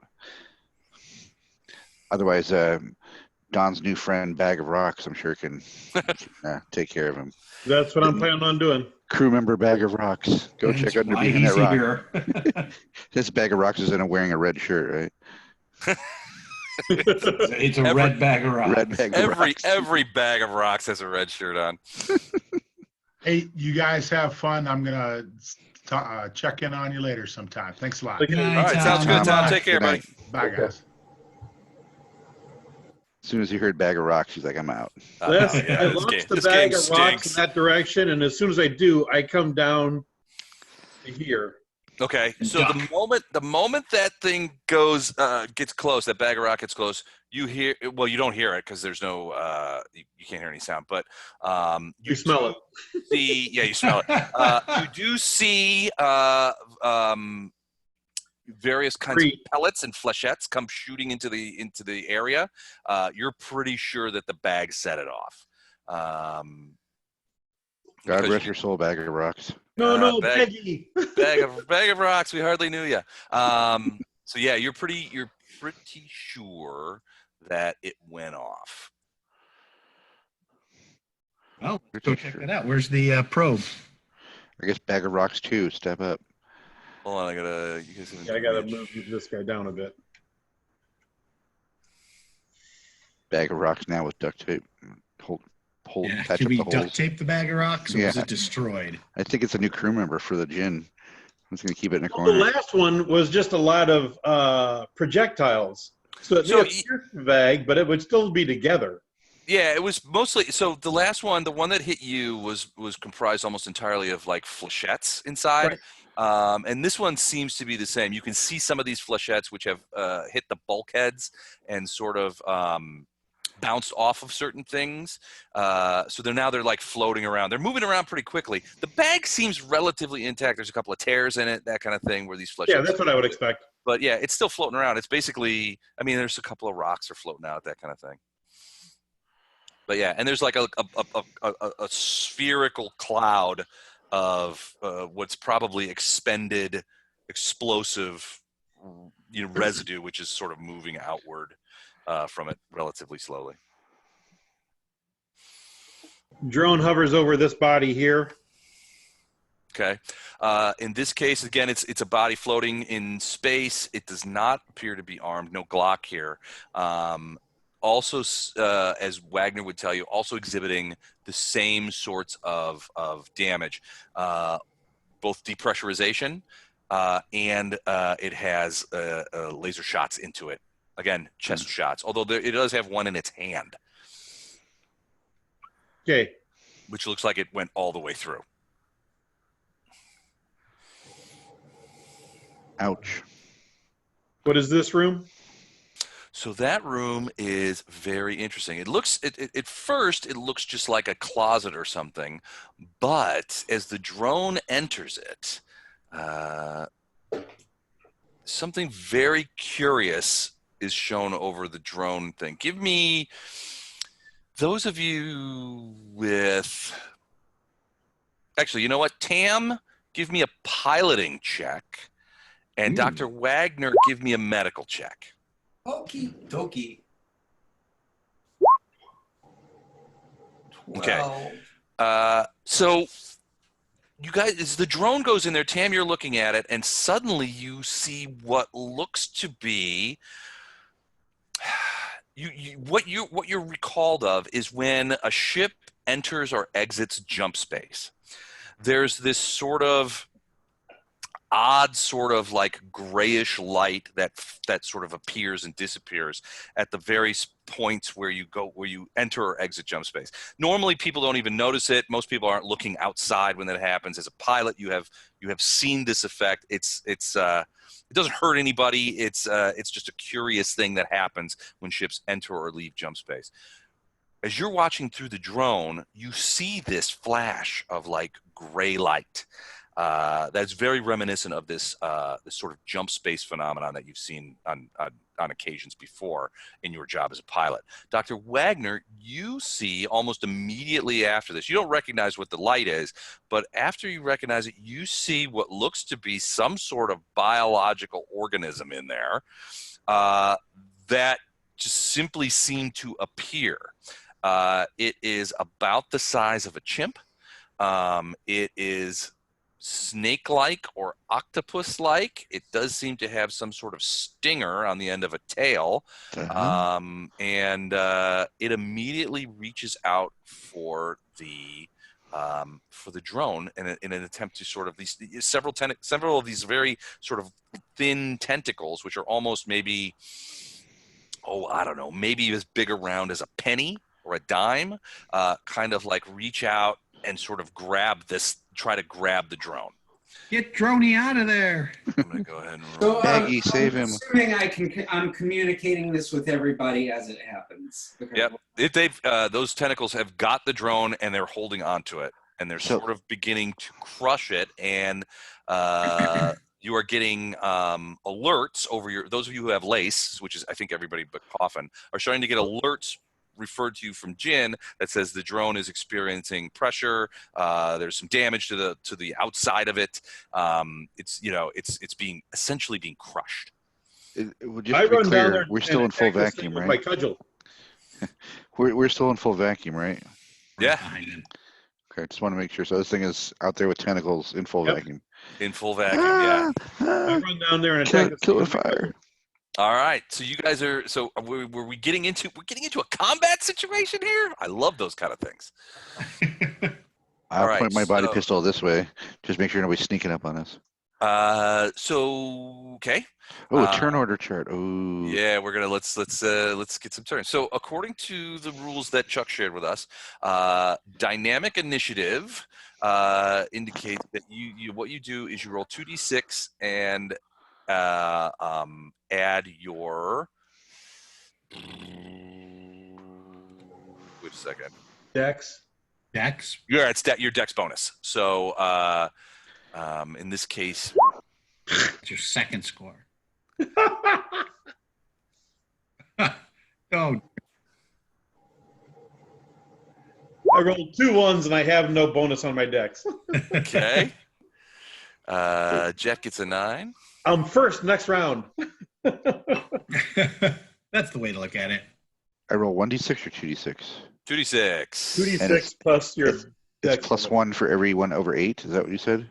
Mm-hmm. Okay, let me just. I believe my dex is 8. My dex is 7, so I don't have a bonus. Right? That's how that works? Okay, just want to make sure I had it. All right, cool.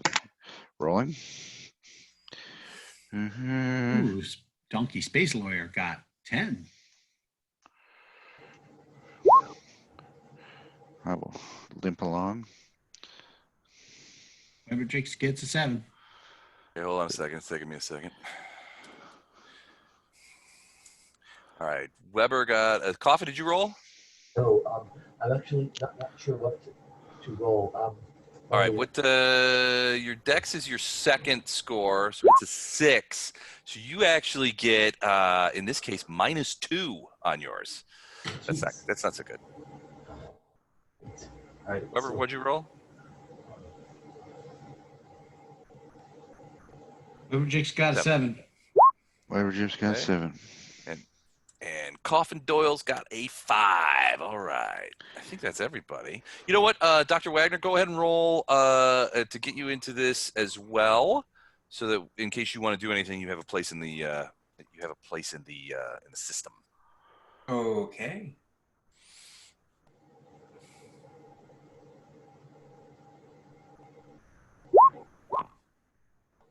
Seven. Would you roll? 7. 7.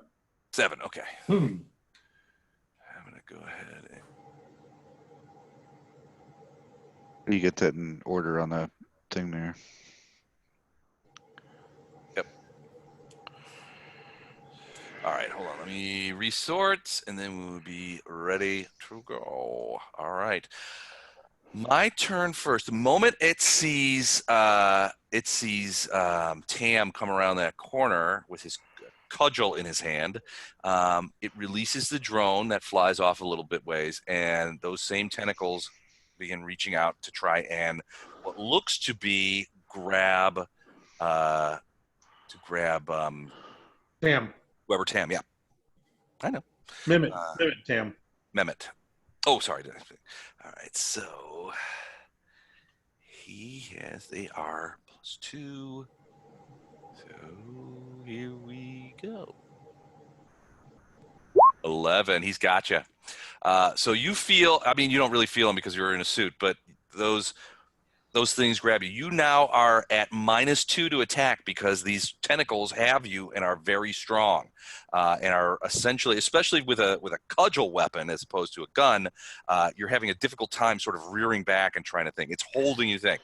You also begin to see that tail come up, and that snake-like tail is kind of worming towards you, and you think it's going to try and sting you next turn. I'm sure my friends will dispose of it before then. Captain Black. Yeah, let's think this out loud. They'll delay. Yeah, I can't deploy my stick, can I, Les? Not inside a suit, you arm. can't. Yeah. So basically, I can punch it, is about it, or try to grab a tentacle and yank and try to get him off of him. Well, I mean, you're not. I mean, you can't really see it from where you are, but yeah, I mean, you could do those things. You don't. I mean, did anybody bring a gun? I have one. I have my body pistol. Okay, it will shoot in vacuum. I swear somebody said they're bringing a On the shotgun. ground? I'm sorry. Is this floating in space or is it on the ground? It's floating.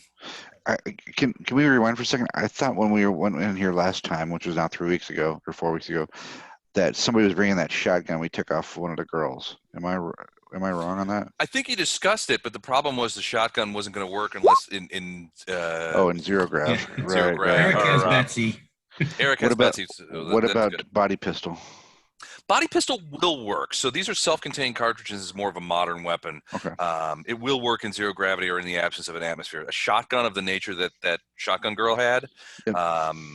that's not going to work in the absence of an atmosphere. Okay. It might work. It might work in zero grav, but not in without an atmosphere. Got it. Okay, it makes sense. Right, then I will delay to give the two guys with guns a chance. Do you remember that great episode of Firefly where they use Vera, Jane's gun from inside a spacesuit Yeah. in zero grav? Love that. You always say I never take you anywhere. We love you, Vera. Dr. Wagner, is there anything you want to do at this point? I want to know who borrowed my carbine. I don't know that anybody did. Well, damn it, why not? Because I have one. Is it a laser carbine? It just says carbine. I I think would it's assume it's a probably laser. It might. I would assume the opposite. I would think it would be Assume the opposite, projectile eh? carbine. I think it's an old Remington carbine from like the post-Civil War period. Yeah. Well, no, it's a modern carbine, which would probably mean that it would work in the absence of an atmosphere. But yeah, I don't know that anybody took it. Oh, okay. Yeah, I know I did not. So, do I know anything about this semi-sentient creature? Can I tell him where to punch it? Like, there's the balls, punch. Your medical may give you some insight into xenobiology. Go ahead and roll a medical. Says avoid the stinger. Oh, good. His balls are the stinger. Don't let it grab you. Oh. Don't let it grab you. Yeah. Go for 13. Yeah, I mean, Go for the eyes. He's a rock creature. this He is doesn't not have eyes. this is not a creature that you've ever seen before, Dr. Wagner, and frankly, other than the obvious problems of stinger and tentacle, anything that you could tell these guys would be speculative. Punch it in the Probably. balls. Yeah, stay away from the stinger, because you never know what's going on there. Look around, see if you can form some sort of rudimentary lays. All right, that's Wagner. What about you, Weber? Oh, that's me. Sorry, I was just reliving Galaxy Quest in all its glory. Well, as I said, as soon as I heard combat going on, I spun around looking backwards, just make sure nothing was going to sneak up on us, because I'm extra paranoid like that. All right. And I'm backing towards. Is this Eric right here? No, that's me. That's the captain. Yeah. All right. So I'll go back to the captain. What are we looking at, Captain? I let you know that there's something in there that needs to be shot. I'll guard the back. You go shoot the damn thing. All right.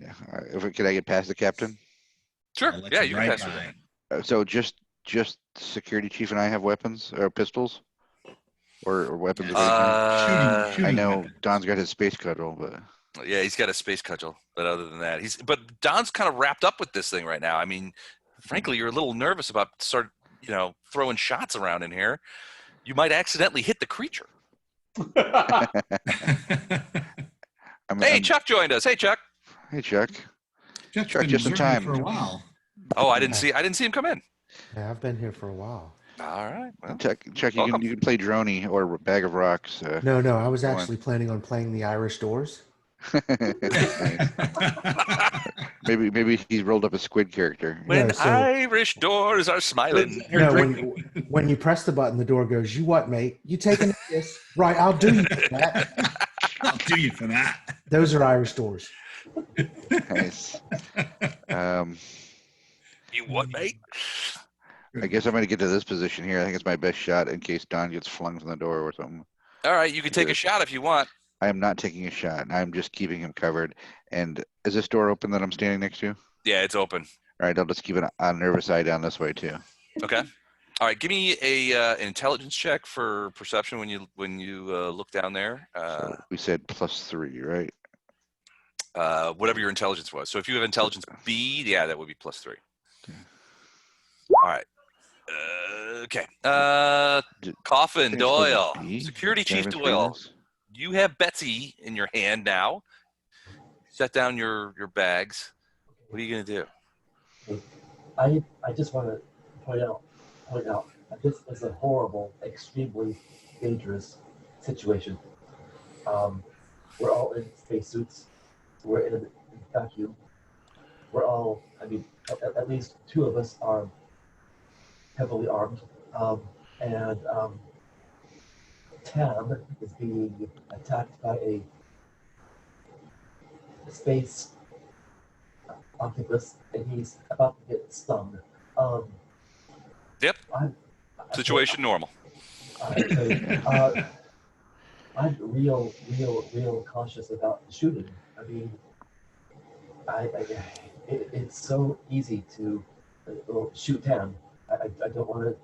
I want to shoot the. You could take advantage of that and shoot Tam, get him out of the way, and then you could take out the creature. We don't do anything though. Eric, just delay for right now. Just delay. Just what? Delay. All right. Stand down. No, delay. Just hang back for a second. Yeah. So Tam's next, so he may be doing something. Okay. You know what? Then I hear what. Wait. Who spoke? Tam. I hear Tam say delay, so I aim at the creature, but I don't shoot. Okay. All right, so you're essentially readying an action, Right. is what you're doing. Okay, cool. All right, Tam, if you got some tricks up your sleeve, now's the time to bring them. Okay, so it was floating in space. It wrapped its tentacles around me. I'm going to move to here, thinking this thing should come with me. It would indeed come with you. Shoot it now! Right? All right, but look where it is. It's right in between Weber and. Now! Duck, Weber, duck. Can I get a shot? Sure. Yeah, All right. absolutely. So you're gonna go now? I don't want to hit Weber. Oh, All right. am I in the way? Well, you're sort of in the line of fire, but you're not in the way. But if he misses, that shot could end up in you. Um, I'm not a fan of that. I hide behind a bag of rocks. um, Weber, scoot. There you go. Just hold your gun up in this corner and shoot this way. I try to shoot the octopus. Okay. You have carbine +1, correct? Correct. Shoot that thing. All right, here we go. 2d6 plus 1. Oh, shit. That's Oh a my miss. That's a miss. And since we don't have crits and fumbles in this game, sadly, that would have been a fumble, but that would have been a double fumble there. But yeah, you miss that shot. Since you're angling away from Weber, that shot goes into the bulkhead, like in between, like right next to Weberjix, right there. It sort of just goes in a. But that's a solid miss. All right. Whoever's going to need to change his shorts. Hey. That creature definitely knew that you shot at it, because now that it's its turn, instead of the stinger going towards Tam, it's going towards Doyle. Good, my plan worked. Where is Tam? Is he in the dust cloud? He's It's in the not dust me. cloud. Yeah, I'm just going to go ahead and get rid of that dust cloud. There he is. He's next to the table. I was using the fog of war. Here is the roll. Ooh, 12. That's going to hit. That stinger hits you. Your suit has essentially serves as armor 5. It does. Hold on. Let me check how much damage this thing does. Stinger does. Where is it?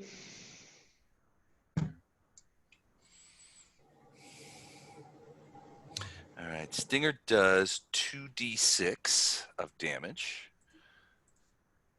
So 4 points of damage. So it doesn't get. All right, that's lucky. So what happened is the Stinger penetrates your suit, but it doesn't get into your body. The thickness of the suit.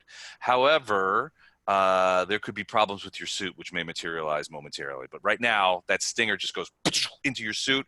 Your suit is whole, and you can see gases start to go out of your suit as the Stinger retracts back and sort of like begins sort of angling for another shot. Captain Black. Yeah. Still don't know what I can do. I'm trying to. What I'm thinking of doing is just punching it. Okay. Be in the way of all the guys with the guns.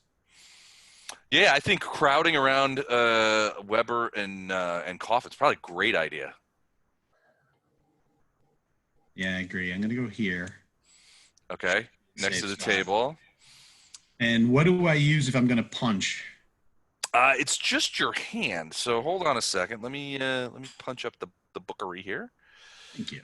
And see what we got. I think it's a regular. I mean, unless you have. Do you have brawling skill? Don't have brawling, but I do have very high strength because it's my mechanical arm.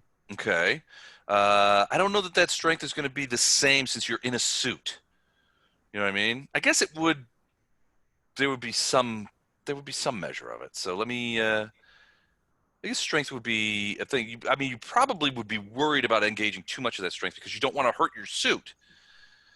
These aren't really made for But boxing. I do want to hit it. You want to hit it. So, all right, hold on. All right. So unless you have brawling, you're just at a straight 8 to try and hit it. So yeah, 2d6. And the strength only comes into account for. It only comes into account if you hit it. Got it. You miss. So you step in there, take a swing, and it just it just sort of just like wriggles out of the way. You were surprised. You thought you had it, but It was close. It was close, but it just sort of wriggled out of the way at the last minute. It's a very agile little creature. Like I said, it's only about as big as a chimp, but it doesn't have the mass of a chimp. It's mostly, I mean, it's like a combination of a snake and an octopus. It has these tendrils which are still holding on to Tam. And then this long sort of snaky body with a stinger at the end of it. The stinger itself is only about maybe 8-10 centimeters long, but it looks pretty wicked from the point of view of it could put a hole in you. Okie dokie. All right. Okay, so that's Black. Dr. Wagner, anything from you? Yes. Which chimp? Which type of chimp are we talking? A regular chimp. I don't know that there were Chimp Titan. Are there variations of chimp? I don't know. Or it could be bonobo. I don't know. No, it's a medium-sized chimp. I want you to whip out the space chimp tables right now, Les, and show us how you came up with this sizing. It's about if you were to measure it from end to end, it's probably maybe a meter to a meter and a half long. Is that including its tentacles? It's including its tentacles and its tail. It's not very big. English chimp or African? I don't know. It's not carrying a coconut. So nothing. Wearing a bowler hat and a monocle. No, it is not wearing either hat or monocle. So does the drone have any tools on it? No, it's basically a camera with an anti-grav plate attached to it, and some minor sensor arrays. No arms. No, it doesn't have any manipulators on it. It's just it's essentially a camera drone. Waldos or whatever. Okay. Yeah. So I just wanted to look around and see if anyone else has developed an attachment to the sack like I have. The sack is over to Tam's right. It's just sort of floating over there. It does have a couple of holes in it from the flechettes from the space claymore, but other than that, Nice. it Little seems duct tape. intact. Crewman sack will be right back in business. Well, Dr. Wagner is a excellent surgeon. Oh, He'll be able to fill that sack in a heartbeat. He'll have that thing on its feet in no time. Some of that mesh we got Yeah. in there. Do we need to send anyone back for medical attention? Not yet, but this thing is. Give it another round, Doc. Yeah, Well, yeah. So I'll just pause. okay. Mm-hmm. I'm gonna think about the sack. All right. Cool. Weber. You think about Don's sack. All right. The It's two really things. everybody's sack. Yeah, community sack. The increased intelligence. Oh, by the way, I'm sorry. On my character sheet, I told you my intelligence was reading all the way down how that it generated various things in your character. Mhm. The last line says increased intelligence by 1 to D. What does D mean in terms D of travel? is essentially, since the ability scores are sort of like have to be single digits. 10 is A, 11 B, 12 C. So D is 13 essentially. Which well, it's not the max, but I mean it's pretty damn high. Essentially, you get a +5 on intelligence checks. Okay. Well, good to know. Thank you. Mhm. And also, when we wrote these characters, it was putting in neural lace and stuff. Would that add to our intelligence checks? The lace would not. No, it just gives you. It's more of a communication tool than it is an enhancement. Cool. I just wanted clarification. Okay. Secondly, while I was talking, I was trying to distract you from the fact that I have my body pistol pressed up against said chimp's body as far away from the other players as possible, and I'm going to pull the trigger. Going to fire. All right. You have pistol skill. Yeah, I have body pistol too. All right. I like it. All right, so it's going to be 2d6 plus 2 then, right? 2d6 plus 2. I'll take the first roll. 10. 10 is a hit. So you just reach out and you have your body pistol. So the ammunition in your pistol is not gunpowder based. It's not a chemical accelerant. It's actually, each round has a teeny tiny little engine in it that goes off, and it's sort of like, and it, it's like a zip engine that goes in. It does hit the thing. So you will do damage to it. Oh, all right. Now what? What's the damage for a body pistol? That's a good question. Hold on. I forgot I shot the other lady too. So you did. You shooting everybody, man. What's up with you? They call me Ticks. Space Hold Ticks. on, I'll have it in a second. I'm all right. I'll remember this for next time. I'll try to. 2d6. It looks like I rolled a d100 at some point. I don't know. Everything else. I think that was no. That's not the damage. 1d6 plus 1. No. Where is it? You can look it up. Oh, here we go. Body pistol, 3d6. Ooh, no pluses, right? No pluses. All right. It's a bullet. Don't be greedy. 8. Ugh. 8 points. Okay, so boom. So you hit it. The projectile enters into it, and you see it sort of lash about for a minute as the projectile goes out the other side and slams into the wall next to the room where the drone is. Sorry, Droney. It went all the way through it, essentially. What you also see as you're looking at this creature is it rides around for a little bit, and then you see the hole, which you could actually see through. One, no blood, no other particulates come out of this thing to float into the thing. It's almost as if you just sort of poked a hole through it with like a pencil. But that hole closes back up. Jello. Yeah, run away. Baggy, guard the rear. You think you did some damage to it, though.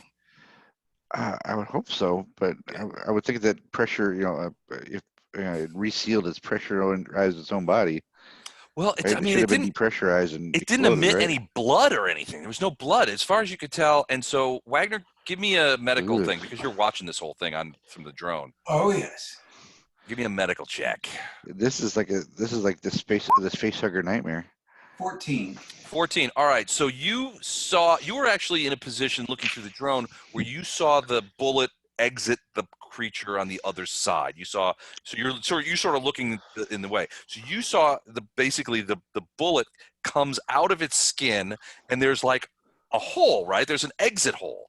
And you see that hole just sort of like anus down to itself.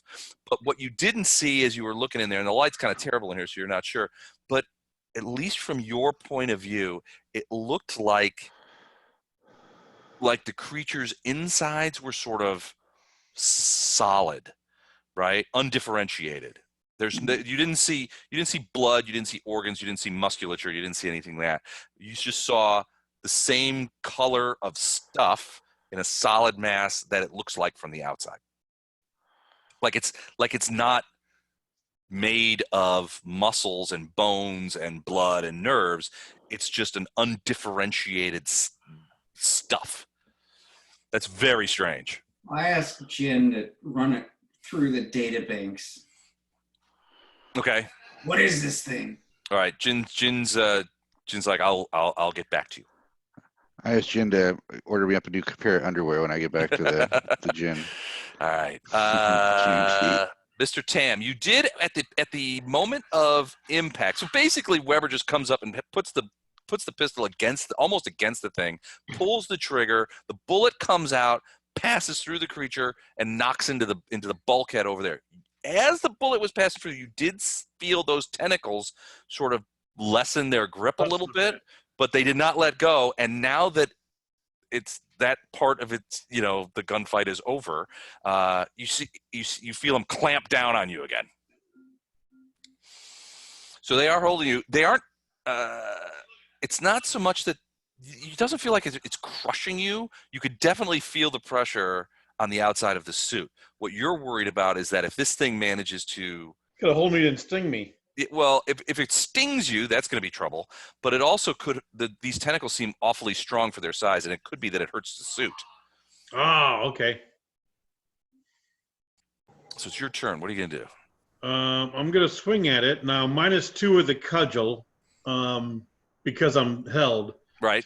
So overall, well, I've got a thing here. Just take 2 off of this here. Okay. Oh, you managed to hit it. You got a 9, which is better than 8. So you do clunk it. Sort of what you hopefully is it's like sort of nervous ganglion. Basically a head. Doesn't have any eyes or anything like that you can. I mean, it doesn't have any real sensory apparatus other than the tentacles that you can see. But you try and clock it in there. Wait, whoa. That's the damage I do. You don't do 5d12 with a cudgel. Let me check the cudgel damage right here. As I see 2d6. That's it. I think so. Oh wait, yeah, it's 2d6 for cudgel damage. Oh, 10 points. That's pretty good. Max damage. You give it a sizable clunk, and again, you feel it sort of like release you a little bit. It's still holding on, but it does writhe a little bit. Again, you can't really tell if you've damaged it significantly, except for the presence of its health bar, which tells you that or absence of it. you have Absence of the health bar, which you can't see. don't have a health. You can't see the health bar. Oh, sorry. Nope.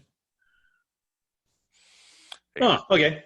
So Don knows that he injured it and that it's injured. The It rest of loosened up a you, little bit. yeah, the rest of you don't know if it's injured or not because it's not wounded in the traditional sense. Right. Okay, Coffin. Time to make up for that extraordinarily poor laser shot last time. Okay, the first time in this game, I fire my carbine and I fumble and I really take out Tam. Jesus. All right. Well, it seems like I'm standing right next to it. Can I fire point blank and blast it? You do so, get but- a range benefit. Hold on a second. Let me see if I can find that. To your thing. So the range matrix. Here we go. All right, laser carbine. You're at close range. Oh, you get a -2. Being close doesn't help you. It hurts you. Poor I had to ask. Doyle just can't get a break, can he? Um, Well, you can step back. can Yeah, I, you could theoretically step back to get a clearer shot. can I step back and blast it? Okay, if you move backwards, that puts you at short range, and you end up getting you would probably have to go like next to. Well, you could go one of two ways. You could go into You could go into that little closet with the drone, but you'd have to pretty much go all the way in there. If you step backwards next to Captain Black, that would probably be better. I'm thinking like right here. If you go there, that should be fine. That'd be close range. You get a +1 bonus. I blast it. All right, give us a shot, bud. You get an extra Oh, +1 for the range. All right, so it's going to be D6 plus 2. Let me see. Hold on. Yeah, come on. Here we go. Another Oh. miss. Another laser blast goes into the bulkhead to Weber's right. It's starting to look pretty smoky over there. Okay. Captain Black says, "I thought you said you could use that thing." Okay, Well, make sure that you remember that you've shot in 2 shots out of the battery pack. How many shots does that battery pack on that laser carbine hold? I think 6, right? Yes. Okay. So you got 4 shots left before you have to switch out a new battery. You are shooting like an Imperial Stormtrooper. All right, my turn. So Coffin's out of range, but Weber just hit it.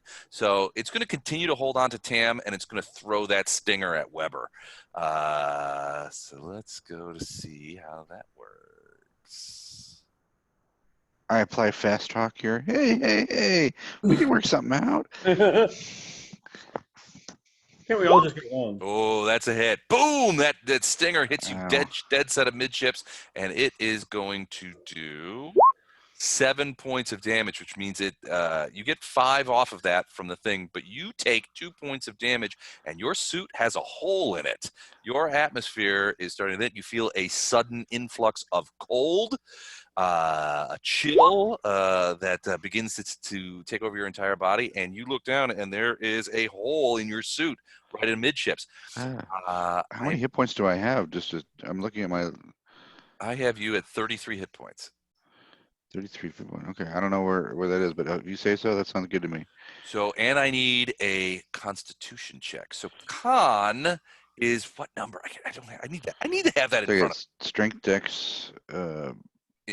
dex, endurance, maybe. Endurance is the one. Con Yeah. is third. So con is third. So what's your number there? 7. 7. So you are at -1. So give me 2d6 -1. Yes, sir. Ow. No good deed that goes unpunished here. Right. All right. Oh, wait, -1. Okay. I'll let you know what happens next turn. Oh, great. Yeah. I've seen felt- Aliens. I know how this is going to end. You felt that stinger go in you. Guys, I'm pregnant. There's a hole in your suit which is letting out all your air. It's a pretty big hole. That stinger is, like I said, around the circumference of a dime, and it fluxes into an 8-centimeter point. It went through the suit, so the hole is probably the size of a dime. Your internal atmosphere is blowing out into the thing. You guys can see it. It's sort of crystallizing as his oxygen is blowing out in there. 2 rounds maybe before he begins to pass out. So it usually takes. Stop doing that. You're wasting air. If you're exposed to vacuum, it takes about 15 seconds. So he's going to have about 2 rounds before his suit is going to be empty. And then he's got about another 2 rounds before he passes out. Is the stinger in him, or did? No, it pulls it back out. Okay. Yeah, we don't know what happens to me yet. It did. Well, I mean, you guys don't know, but it did pierce his flesh. Could be venom, could be eggs, could be, I guess we'll find out. Venom eggs, the worst kind. Venom eggs? Who's up? Venom eggs? Venom eggs. Black's up. Hold on a second. I got to write this down. Congratulations on your new baby. All right, Captain Black, you're up. You just saw Weber get stung by this creature, and he's ventilating his atmosphere. Do I think I can patch it? It's possible if you got it, but you got to get over there. So you just push Tam out of the way. Get out of the way! It's friendly ground. Well, you sort of go around him. Yeah, I mean, he's sort of grabbed by this creature, but yeah, you sort of wiggle around behind him. You can get over there. You're standing on Right, so crewman's what do I sack. do to patch? So what skills do you have? Do you have any sort of Medical engineering. Yeah. I would say Electronics, engineering. I've got engineering 2. Give me an engineering roll as you pull. 3. I would say less that anybody who works in space, that should be a skill they would have, at least some proficiency of self-repair. Yeah. Okay. Just like on Earth. Would Everybody has. vac-suit 3 be? Anyone better? can fix a car. I can walk outside without a suit on. Well, I used to be able to walk outside without a suit on. Do you have a skill in duct tape? Yeah. Yeah, no duct tape. All right. Well, give me what would you say? Engineering. Give me an engineering roll. 12. Nice roll. Yeah, you get a patch out and you slap it on there. It's a pretty big hole though. These little slap patches are not going to be sufficient to keep. You've bought him some additional time, but not a ton of time. Not forever. Alrighty. I give you a nod of big guy. Kill the gratitude. thing.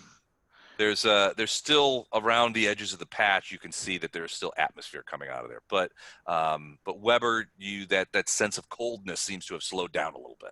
You keep patching, I'll keep shooting. Wagner, anything from you?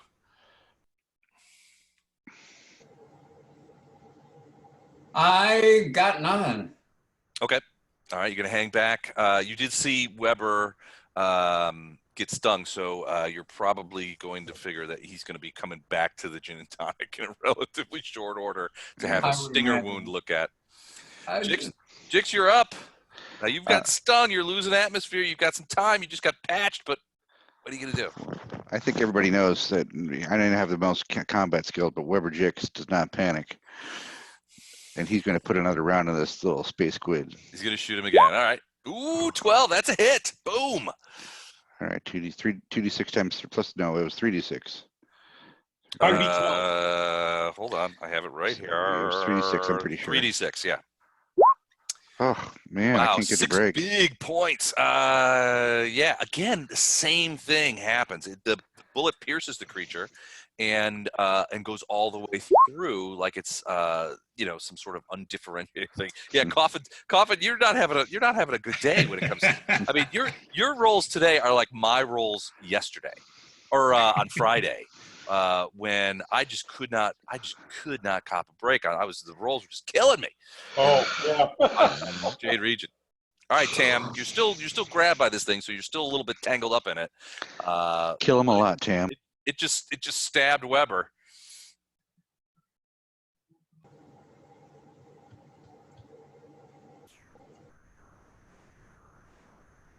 Tam? Did we lose Tam? Or is he Come on, thinking? Tam.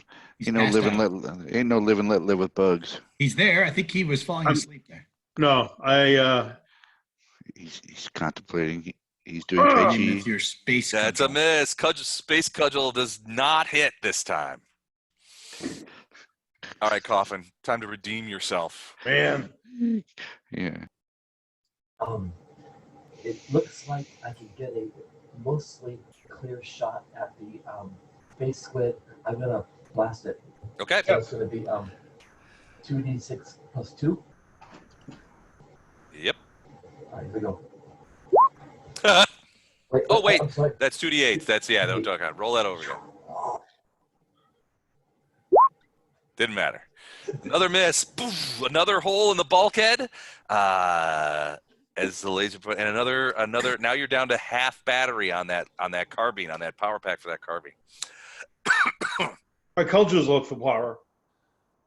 My turn. Now it is going to try and stab Doyle, or not Doyle. Tam. It's gonna stab Tam with the stinger as it reels around. Boom. 8. That's a hit. Oops, sorry. I didn't mean to hit that again. Okay, here's the damage. Oh, 3 points just into the suit damage. That's all. Doesn't get all the way through, so you are okay from a hit point standpoint, but your suit's going to need some repair too. You guys are really going through suits today. Every time we use them. That patch seems to be holding for now, but you're not sure how much time you have purchased for Weber. Do I think another patch will help? Might. Couldn't hurt. Go ahead and put the do another engineering roll. Yeah, seems like maybe it did help. Another round. Potentially significantly. You're not sure. The atmosphere has slowed to a dribble. There's not a lot of it. That second patch really seemed to slow the pace at which his air was coming out. Since he's the only one who seems to be able to hit this thing. Okay. Jix.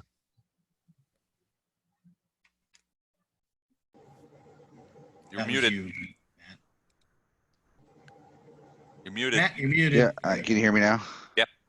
All right. I'm gonna name my body pistol Sweetness, just like Stephen Colbert's Colbert Show pistol. Come on, Sweetness, make me proud. That's a hit. That'll be a hit. Come on, big money, no whammies. There we 13 go. points. That's This bad. time, you Good. seem to have managed to stick your gun right in what must have been some sort of nerve ganglia, and you blast away again. Again, it goes out the other side, and this time it shoots into the ground because you're sort of pushing down. But this thing flops around a little bit. Tam, it lets go of you, and it just begins. It stops moving and it's just floating there. Thank you, guys. I'm gonna look around to everybody and say so. Yeah, I'm gonna agreed. take a coffee break real quick and go see the doc. Anybody have an objection to that? Well, you feel like I mean, you look over the patches. You feel like you're not losing. I mean, your air is okay. You're not having any trouble breathing. You think your suit is accommodating for the lost air, so you seem like okay.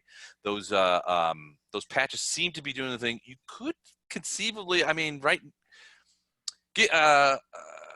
It's not an emergency that he leaves, but he did get stabbed. He did get stabbed. He could theoretically carry on if you guys want to stay on the Maybe ship. yeah, maybe we examine the space squid a little closer now on that stinger. Maybe the doc can upload, get the drone over here and get a quick view of it to see if it's something I need to be worried about or just a stab wound. Okay. So you Most guys, creatures don't have a stinger just to stab you though. so you're looking at the stinger of this creature, sort of examine it. Yeah. Yeah, I'm bringing the drone real So close. close with the All drone. right. Yep. So yeah, so Wagner, give me a medical check as you look at the stinger. Hey. While they're doing that, I'll be busy patching my suit up more or less. All right, Tam, you and Captain Black, give me a couple of engineering checks while you examine his suit. 14. All right, so Dr. Wagner, you're looking at this, and Weber's, frankly, Weber's suspicions are likely to be true. This stinger looks to be some sort of. It doesn't strike you as an ovipositor. It's not for the delivery of eggs. It looks like it's for the what it reminds you of is a terrestrial scorpion. It looks like the delivery of some sort of poison or something like that. It does look like it's a fluid delivery system, so some sort of liquid. But the body itself kind of phased in and out. Well, so you saw this on the drones. You weren't even sure if it was maybe just a trick of the light, but it reminded you. It wasn't there at first, and then you saw what you thought was this flash of light, which was very to you reminiscent of the kind of grayish flash of light that people who are looking through a viewport on a ship will see when that ship either enters into jump space, like when the jump drives activate, or when they deactivate and you fall out of jump space. There's this sort of transfer as you leave jump space and enter real space, where there's this like weird kind of grayish light, just a flash as you transition. You're not sure what you saw, but it reminded you of that. Did it do something though weird when he shot at it from point blank? Well, he said it healed itself back up. It healed itself back up. It healed itself. Okay, I kind of thought like it phased in and out right away or something like that almost, but no, it just healed itself. It looked like it just like sort of sealed up the hole. When the first time it just shot it, it actually made like a hole through it. Right. Okay. That hole sort of like just closed up. So, there was no blood, no fluids of anything like that. It's like a run flat squid. It's a run flat squid. yeah. It's still sitting there. I mean, it's floating in space where it was. Well, we're taking the body back with us eventually. Okay. Can I make a suggestion? Just because I would suggest that maybe we retreat to this spot, or the middle spot there. Wait, I'm sorry, I'm on the wrong. I'm always on the Zoom here. Yeah, don't do it on this here. To here, Mhm. and then somebody escort me back to the ship just in case somehow I succumb to my whatever this is. I might be abundant of caution, but I'd rather go get this checked out now. And I will take the squid back with me. Yeah, maybe Sack can do double duty here and be or some way we can drag the squid back. Leave me your pistol also then. Oh, you don't have a pistol? Okay. No. You be careful with Sweetness. She's a close friend. Okay. And Eric, even though you missed with every shot, you still also have a weapon. Why don't I escort him back? Because all I can do is punch. Okay. Yeah, I'm just thinking, just get me back to the ship, and the doc can take me the rest of the way. All right. So the gin and tonic is about a couple of 100,000 kilometers from this ship. I thought it was. You would have to go back to the No, shuttle you gotta float and then all the way back. You have to take Okay. it to the line. What about triage? Is there somewhere that he can triage me? Well, you can get back to the slice of lime, which is the shuttle, which is only 50 meters off of the asteroid. But the slice doesn't have a med lab or anything like that. It's a shuttle. Okay, so I guess get me back to shuttle, and then I'll do the rest. What you can do is the shuttle has atmosphere. You can peel off the spacesuit. The spacesuit, Right. and you could probably give Dr. Wagner a better look at the wound, and he might be able to tell you what to do. All right, I'll palm over Sweetness to Tam here, and then I will. If the captain gets me back to the shuttle, I'm sure between Jen and myself, I can figure out how to get back to the G&T. Okay. Well, I mean, you could take the shuttle back to the G&T, but it basically leaves I'm planning everybody to. else stranded on the Bettendorf. Yeah, We don't only do have- that. All right. Well, at least take my suit off. Do you need the captain to take you back, or can you get back yourself? Just out of curiosity, would we come across any med labs while we were wandering around in here? No, we're looking guess- for the med lab. Yeah, guess you're you're looking right. for the med lab, but you haven't found them. You found the escape pod place. You found a rec room. Booby You haven't- trap escape pod place. Yeah, in a booby trap conference room of some sort. In a run yeah. flat space squid. There is a door right here that is closed. All right. Maybe you guys open that first before I go running down the hallway. Right here. Yeah, right next to the body. Throw the sack over there just for the hell of it. Okay. Clean the sack. Nothing goes off. Check that door. It bounces off the door. I go over there and open the door. All right. You can't. It is not controlled from. I mean, you. Pry it you open, right? Yeah, you don't have a thing. So you just You got a have to thing? manually open it. Yeah. Okay, start to manually open it. Does it start to hiss as soon as I do? It does. Stop it. Close it. Okay. So there's atmosphere on the other side of that door. Can I close? It's sealed. the other three. Yeah, it'll take you some time, but you should be able to close them. You're trying to like seal it off? Yeah, we're trying to seal off this room. Okay. Captain, why don't you come back here just in case? By the way, this thing that's on the table, that's blown up now, right? That's Right, it's blown up. fine. Yeah, I'll Okay. get rid of that. Sorry. Captain Black, you want to come back over here? We'll see if we can seal this room up and see what's in the pressurized area. Hopefully not 50 more space squid. Ready. Tam, I'll hold my we have the pistol spare just in suit, case. right? In case this is where the guy's hiding. Right. Yes. Well, he was pretty sure he was in a vacuum-filled room, so. No, he said he had atmosphere on the other side of Oh, his. on the other side, right. his door. I He's stand in- corrected. He's essentially in a pod that is a self-contained unit that has atmosphere, food, water. He's been in it a couple of days though, and there's a lifespan on these pods. I mean, they don't constantly manufacture things, especially now that the AI is offline. So, Right. I'll give him a shave and a haircut on the door then. you're gonna tap on that door? Yeah, I mean, Tam already tried to open it, so he knows that somebody's there. Okay. Well, If it's somebody Someone's there, we just know there's air there. He might be Fair. 5 rooms away or whatever. I guess what I'm saying is that there's no stealth right in this particular room next to it, right? No. If I tap on the door, yeah. So I'm just tapping on to see if everybody taps back. Okay. So you tap on that door. Nobody taps back. All right. All right. So you I- guys are going to take the time, and it takes you a couple of minutes, but you do manage to close all of the other Doors. irises, all the Yeah. other doors. Hold on a second. Let me get this way. Am I looking, guys? Am I looking flushed? I feel flushed. You look pregnant. You look fine. We're gonna shoot him, right? Put him out of the tree. I was getting short too, man. 2 weeks and I was out, man. Yeah.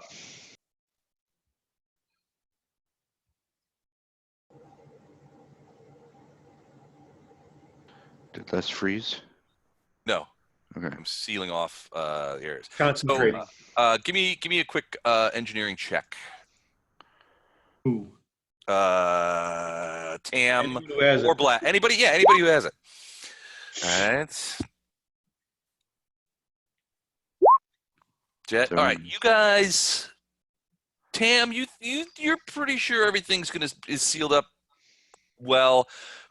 Black, you're a little worried. These irises are been manually sealed. There's I mean, it's you're worried that it's going to be that a manual seal is not going to be strong enough to withhold vacuum. But I mean, it's the best you can do. You got to try something, right? Yeah, didn't bring the duct tape. No duct tape. All right. So Tam, are you going to open the other one? Open that door. Yep. Okay. Move that bus. You do. So as you open it up, you do start to feel that whoosh of atmosphere coming in. Give me an engineering check. Guys, check the other door to see if they're holding. I'll check the 10. door closest to me. So the doors seem to be holding pretty good. There's leakage on all three. But the room that you're in does pressurize. So you're pretty sure that you have pressure here. It's still there's still no gravity, but you're pretty sure there's atmosphere in here now. Now it is leaking. Throw a sack. It's not going to last forever. Right. Throw a sack down this hall. Okay. Nothing goes off. Tell everyone to get in here. We're going to seal this door. Because we're pretty sure this door holds. That door was holding before, yeah. I sure would like to take a chance to get my suit off at some point, but Well, get in here. Come inside this door. Okay, seal this door. Okay. Who's sealing it? Whoever's sealing it, give me a Tam, give me an engineering check. yeah, let me get out of your way. Okay, yeah, you get that thing cranked back down, and you think you got a pretty good seal on it. Boom. All right, you're sealed off. Your suit sensors do seem to indicate that there is atmosphere in here. Again, no gravity, but it's the nitrox mix is good. You could probably peel your suits now. Peel your suit off, and or let Doc look at you through the drone. Okay. All right. Whoever is taking no time on getting the suit off as quick as possible. All right, suit pops off. You realize suddenly that it is amazingly cold in here. Probably 40 to 50 degrees below zero ambient temperature. There's no wind or anything like that, but you just exposed it to vacuum, so it's pretty dang cold in here. Doc, tell him about the shrinkage. You immediately do you guys know about space shrinkage? Space shrinkage. Sorry, I'm writing that down. Space shrink. I was in the spacesuit. That's a bit nippy. Come on, Doc, let's do this. Well, it's not going to kill you, but it's really cold. So you sort of very much miss the environmental controls in your spacesuit. So it's not a comfortable situation for you to be in. But you get the drone over there who takes a closer look at the wound you have. It's actually quite a minor wound, only 2 hit points, right? That got through. Yep. It's more of an ugly scratch more than a wound. But go ahead and Dr. Wagner, please give me a medical check. Go ahead and put some spray skin on it and put your suit back on. A little Neosporin. Yeah. Little space vaccine. Or a little tussin on it.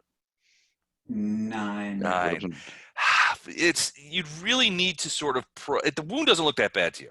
You'd really need to sort of probe it to see if anything was injected into it, which you cannot see. It doesn't look like a regular injection site. It just looks like he was poked by a something pointy. There doesn't seem to be any obvious tissue damage or necrotic tissue around the edges, which you would normally see with a poison or something like that. You do not see that, so your professional judgment at this point, you don't know. You'd have to take a better look, but he doesn't look obviously poisoned. All right. Or envenomed. I'm going to, Doc, unless you say different, I'm going to put the suit back on and warm up.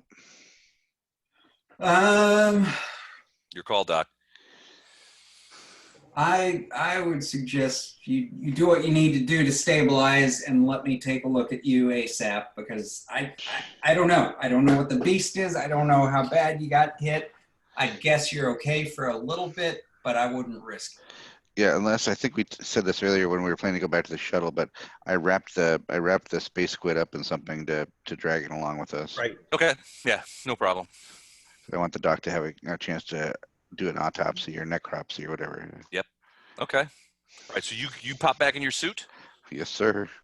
A quick spray of skin seal and to stop any ambient bleeding, and you pop the suit back on, and you feel those environmental controls kick in, and you're just like, ooh, yeah. Does Doc have APON controls? Aliens APON controls to see what our life signs are if mine goes wacky. No, he does.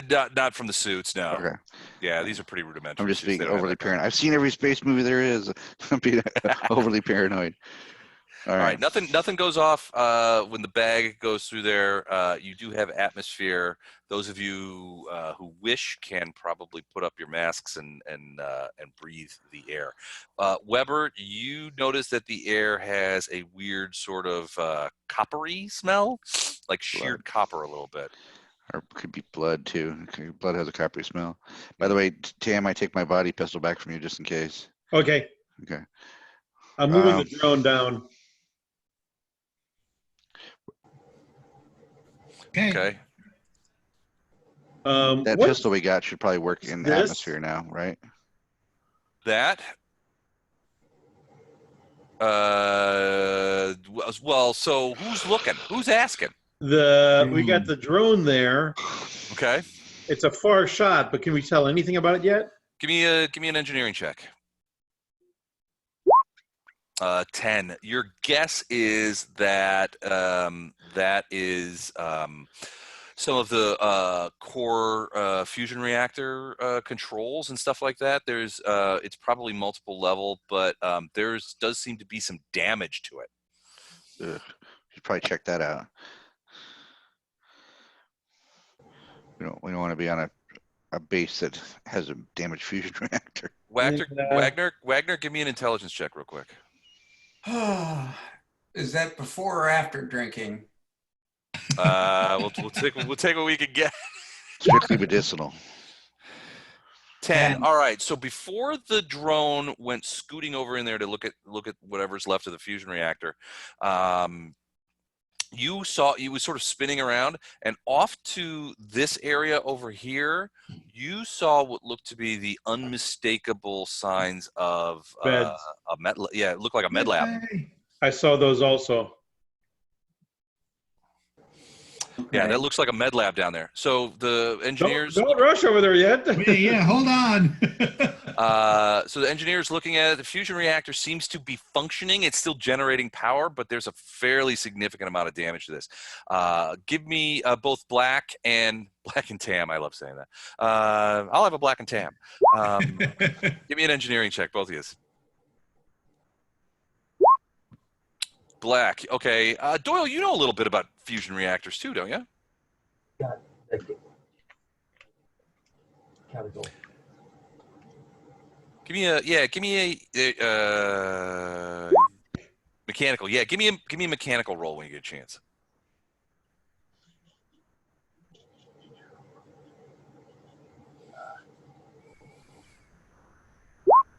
8. So Captain Black, you don't like the looks of that fusion reactor. It's still operating. Fusion is still taking place, and to your mind, that fusion must the reactor core must still be shielded, because otherwise there wouldn't be an asteroid here anymore.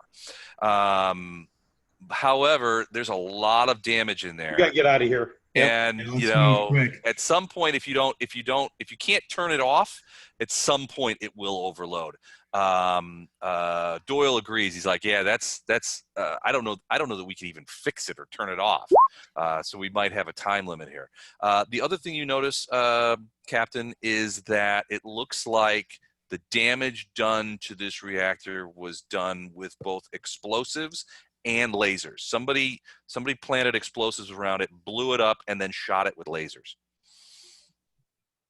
Which, in your opinion, is a very foolhardy activity. Shooting a fusion reactor with explosives and lasers often doesn't have the type of effect you initially desire. Got it.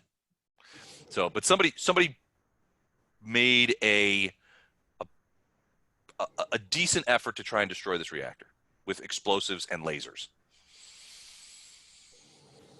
Okay? Got it. All right. So we sent the drone further into the med bay, and now we're bringing Baggy along. Yep. Okay. Good old bag. Yeah, crewman's sack. Crewman's sack. All right, the drone goes in there. It's definitely a med lab. But you don't see any obvious signs of a incendiary. It doesn't look like anybody's been in here. I had no way to contact him, right? Is that what- You had contacted him a little bit. You were well, sending. I'm thinking, can I contact him from? Can I try to contact him from here and see if I can? You can. Yeah, you can. You basically, it has to go through Jin. Jin is the Okay. one who was contacting him. So, All right. you know, When we're ready to do that, I'll try to get a call to it and let him know we're standing in what looks like to be a med bay. Okay. So you tell Jin that. Jin says, also, I have. I will relay that along the same subspace frequency that we talked about before. In the meantime, I have completed my scan for the AI core ejecta in this region. I have found something, but and it's pretty far away, so I can't get a detailed look. These ejected AI cores are relatively small. They're only about a half. They're cylindrical. They're about a half meter in length, Sure. and probably a 20. Okay. 20 to 25 centimeters in diameter. I found one, but my preliminary scans look like that it's only the housing of an AI ejecta. It doesn't look like it contains anything. Interesting. He's like, I can guide you to it for retrieval. In the shuttle, once we get In on the the shuttle, yeah. The shuttle has manipulators you can retrieve outside Evelyn's and store them, bring them with. So I can guide you. I can guide the shuttle to it when you guys return. I'm keeping tabs on it from a velocity and orbital standpoint. So we can get it, but it doesn't look like a full AI ejector. It looks like a housing of an AI ejector. It doesn't look like there's an AI in it. Okay, guys. I threw the sack through there and nothing exploded. Nothing exploded. So it looks like med bay is open now. Weber, you send. What message do you tell Jin to send to Palmer? Oh, I'm going to say, hey Palmer, this is Jix here. We're standing in. We've made our way through part of the ship. I would say that. How would I describe this? To the southwest, In the med bay. to the western tilt to the med bay. Yeah, you're pretty sure you're in the med bay. We just passed a very damaged fusion reactor, and we're staying in a med bay. Please advise. All right. He's like, oh, so Jin says he's responded. He says that there's a storage room on the left-hand side where medical supplies are stored. On the right-hand side of that door, it looks like there's just a bulkhead there, but you can enter in there, and that's where my escape pod is. It's hidden behind that bulkhead. Okay. So, guys, how do you want to do this? Do you want someone go in there and open it? Yeah, you want me to go in first? Yeah.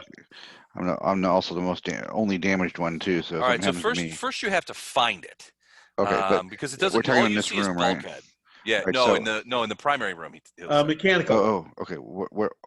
Okay. Mechanical would work. Yeah. Do I have mechanical? I don't believe that's one skill I have. Somebody had mechanical. Somebody else has Maybe mechanical. somebody else should be checking it out then. Yeah, I think it was agree. Coffin. Coffin has Doyle has mechanical.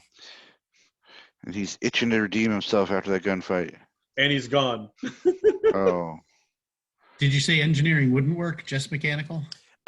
Engineering might work. Yeah, go ahead and try.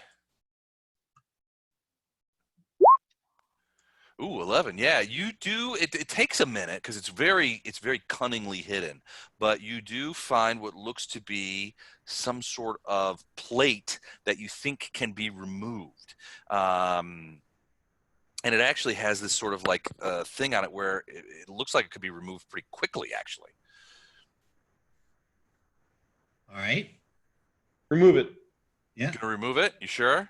Yep. Yep. 100% on that. 100%. I want to use my knowledge of med bays to because sometimes we hide drugs and such, and other times we hide explosive devices for people trying to find our drugs. Gotcha. You can move Okay. it quickly and readily, but it opens into space. Yeah. Whoops. You get sucked out. So do you want to? I mean, if Wagner's says, "Look, hey, be careful," do you want to check it for anything, or? Yes. You don't have to. It's okay. Coffin Doyle Out is of an a abundance of caution. Doyle. So would I, from looking through the drone, would I recognize anything about this med But the lab? med bay? Yeah, no, it's a pretty standard med bay. It's bigger than yours. It's designed for multiple people. There's three beds here, but it's same principle kind of thing. Auto dock, all that kind of stuff. It's all it's a pretty standard med bay. Functional or non-functional? It seems functional. Doesn't, as far as you can tell, there's no scorch marks. There's no laser marks. The only damage that you've seen in this entire area was the damage to the reactor, which is down the other hallway. So do we have anyone who can check for traps or? Be an engineering check Yeah. or a mechanical check. Yeah, that'd be. Doyle, there. check for mechanical traps. Nice. That's a good You roll. do not see any traps or explosive devices, anything like that. Neither does Coffin. He says, "Looks clean. Looks clean, doctor." Okay, just checking. Doyle, open it up. Sure, sure. All right, Doyle goes over there and opens it up. It's here. All right. You open it up, that panel, and it's actually kind of a small panel. It's only about 1 meter by 1 meter square. You get that pulled off of there pretty quickly, and you see a room, and in the center of the room is a largish kind of pod-looking thing. It's probably 1/3 of the size of an actual escape pod. It's pretty small, but it's very reminiscent of the cryo chamber. It's not a cryo, but it kind of looks like that. And it's just sitting there sort of in the middle of the thing. You can see it's connected to various kinds of, aspects of, various cabling and in the wall and stuff like that. It looks like it's connected to the UMB system, the power system, that kind of thing. Is it one of those hipsters that's built the tiniest house? It could be. Yeah. It looks like a dark star bomb to me. Yeah. AI bomb. 200 square feet. I'm gonna give it the shave and the haircuts again there. Less. And you hear sort of inside, "Bubba, is that you? Let me out of this fucking thing!" Yeah. Is it look like Okay, I can let's open? go. Can we open it from the outside, or is it sealed from the inside? Yeah, you could detach it. You would need an electronics check. Anybody got electronics? Yes, I do.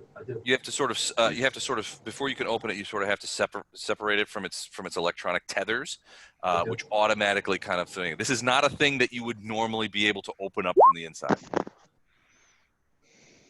7. I have Try a again. +3. Can I transfer that or help? Or like guide a somebody through You're it? doing assist. do an assist, yeah. Yeah, let's do assists. Okay, let's do that. Don't assist. Another double one. That's 2 double ones for you today, Eric. Yeah, he kills the person inside. 8. Okay, so you can assist. That gives an extra point to Jet, who does, with Coffin's help, manage to get everything disconnected, and you blow the seal on it. The first thing, so Weber, is everybody in their suits still? I'm Yes. still in my suit. Yeah, I think our Has faceplates are up. anybody faceplate? So Our faceplates are up. We were breathing Weber, in your fresh air. faceplate is up. Is anybody else's faceplate up? Mine is not. Okay. Okay, Weber, the first thing is the smell. It is a Eric's gonna live in a suit forever. The first thing that hits you is the smell. The first thing you see your friend Palmer, and he's like, "Oh, finally! I'm glad you came in here." And begins climbing out. The smell of unwashed body sort of hits you in the face. He's been in there without any cleaning for like 3 or 4 days. And so there's a fair amount of ambient that comes out of that cube, but he is alive. He's like, and he climbs out, gives you a big, manly hug, and says, "Oh, my lad, thanks for coming to get me. I got. Did you bring me a suit?" We did. What the hell happened here? And you hear him say, Palmer? "Jackie boy, give me a rundown on the state of the ship. What are we like?" Your AI is but- gone. yeah, Your AI is gone. Yeah. What do you mean? AI is gone. What happened? It's destroyed. It ejected itself, and Somebody we found a wanted shell. this place destroyed. Yeah. Figure out who your enemies are, but right now we need to just get you out of here. Oh, Yeah. oh, that can't possibly be. Jackie's been with me for over a decade. Well, I hope you have a Put backup. the suit on and let's go. Tell us all the way. Did he deploy? Did he deploy his backup? We Yes, found a but shell we're of what he not deployed. sure. We're not sure he's still with us. We'll look on the way back to the ship. Oh, this is Get the suit on. This is unbelievable. Yeah, I don't All suppose right, you had all a. right, I don't suppose you had a pet squid you kept in a closet, did you? This isn't really a time for jokes. Yes, it's like a distracted. Come on, guys, let's get out of here. All right, so he hold on a second. I'm gonna step out of the room to avoid the BAO here. So yeah, it's pretty funky. He doesn't notice yet because he's been smelling it, but he pops out and he will definitely. He gets a suit. You guys brought him an extra suit, which he zips up into big thing. Gets a faceplate down. Oh, I like his little character sheet there. Yeah, nice. All right, and he's like, all right, I guess let's go. I can't believe they've done this to my ship. And and he's just walking by. He looks and he's like, oh shit, that's the reactor. Yeah. Is everything offline? Is everything broken? Most stuff. What have they done? Everybody we found is dead except for you. Oh. How many crew members were there? There were four.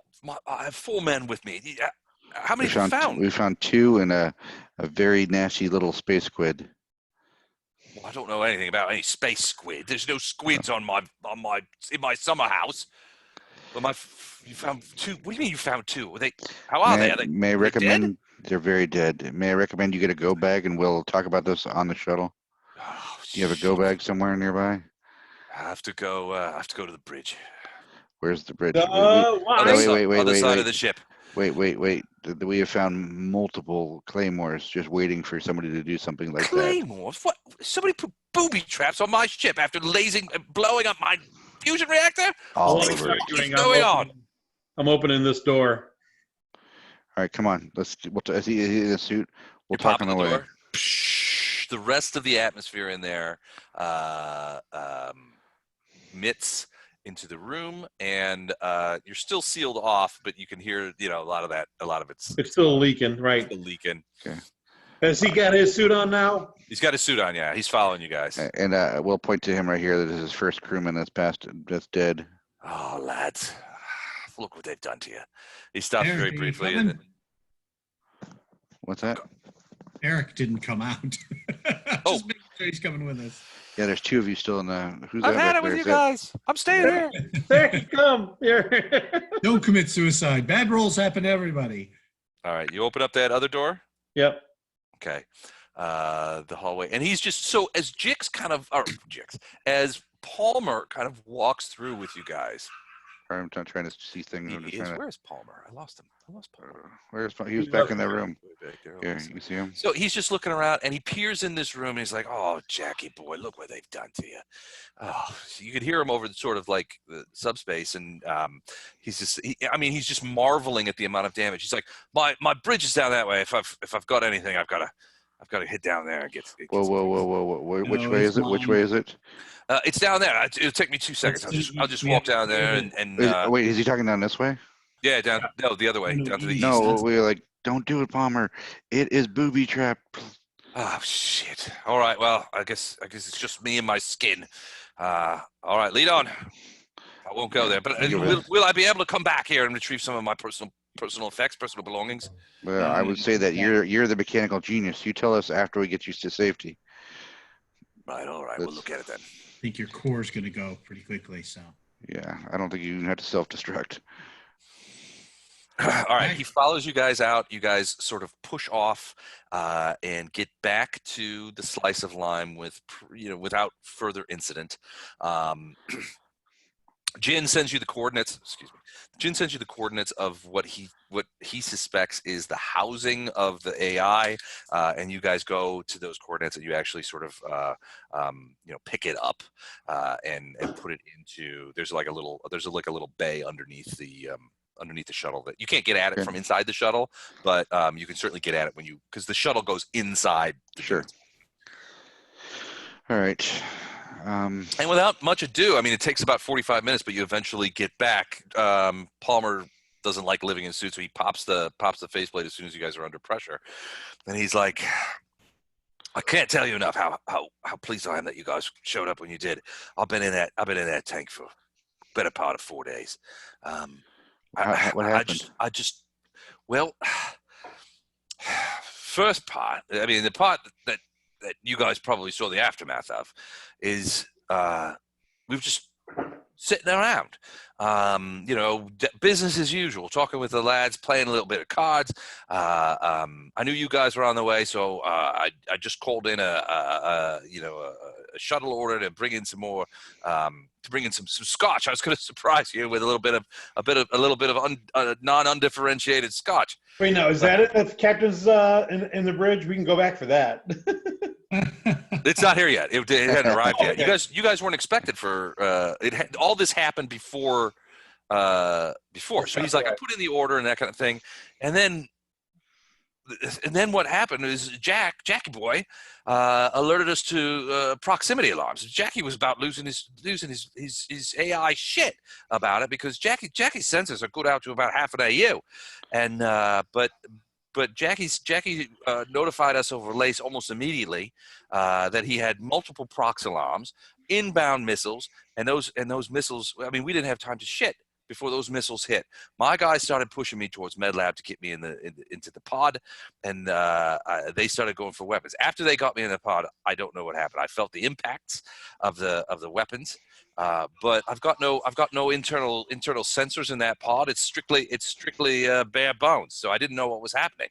But I knew that we'd been impacted. Jackie told me that we've been impacted by several missiles, and that there were borders. But then Jackie went offline and stopped talking to me. I wasn't sure. I figured just the communications network had been shut down somehow. I didn't know that they went in and killed him. They killed him, or they kidnapped him. One of the two. What would it cost you if they did kidnap him? Jackie's been the AI of this ship for a long time. I've known him a long time. It was a good friend and a good AI. And if there's a people who came in here and aced my friend, my ship, well then they've made a hell of an enemy. Because by the gods, I'm gonna get some revenge on them for that. Well, somebody top notch came here to do this to you, so I say we adios and talk about this a couple AUs away from here. All right, so basically, you guys hop in the ship, the shuttle, and head back to the gin and tonic. Yep. That happens without thing. You capture the thing. Once you get inside, he's very interested to see if the ejected AI core has anything. What you guys picked up was less of a housing and more of a. Well, it had been destroyed post ejection. So basically, what you guys come to the conclusion of is that the AI ejected itself when it knew it was under threat, and then at some point after that, somebody went out, found it, and lased it. Got it. Somebody really executed. Why would anybody do this to you, man? Brutal. What about this? We'll whip out the space squid too when we get to Med Lab. I don't know what you. Oh, the squid. He's like, he looks at this thing, and Palmer's like, I've never seen this thing in my life. This was on my ship. You're telling me. It damn near killed 3 of us. What in the actual fuck? I've never seen anything like this. There's something burst out of my chest that's going on your bill. All right. Well, you guys, let me tell you something. For saving my life and coming and retrieve me out of this thing, I'd have died in that pod. You guys have a line of credit that extends pretty significantly when it comes to me. So if there's things, 5% discount. if there's anything you need, I'll make it happen. Groupon expires in 3 days. I want your help. I want you to help me find out who did this to me, and help me, me and mine, and help me to get my revenge. But at some point, I need to get back to that ship. I need to do some inventory and find out and see what I can find out when it comes to why this happened to me. I get because that. They said it was just completely without warning. I mean, Jackie set off the alarms, and it wasn't a minute before the missiles hit. Like I said, Jackie's sensors go out to a half an AU, a couple of million kilometers, easy. I guess who stands? Any ships headed our way we should have seen long before that, and long before any missiles would have been able to hit. Well, Palmer, these are your new friends here. These friends, my friends are your friends, and we'll work something out. We're all businessmen here, right? Oh, we'll work something out, mate.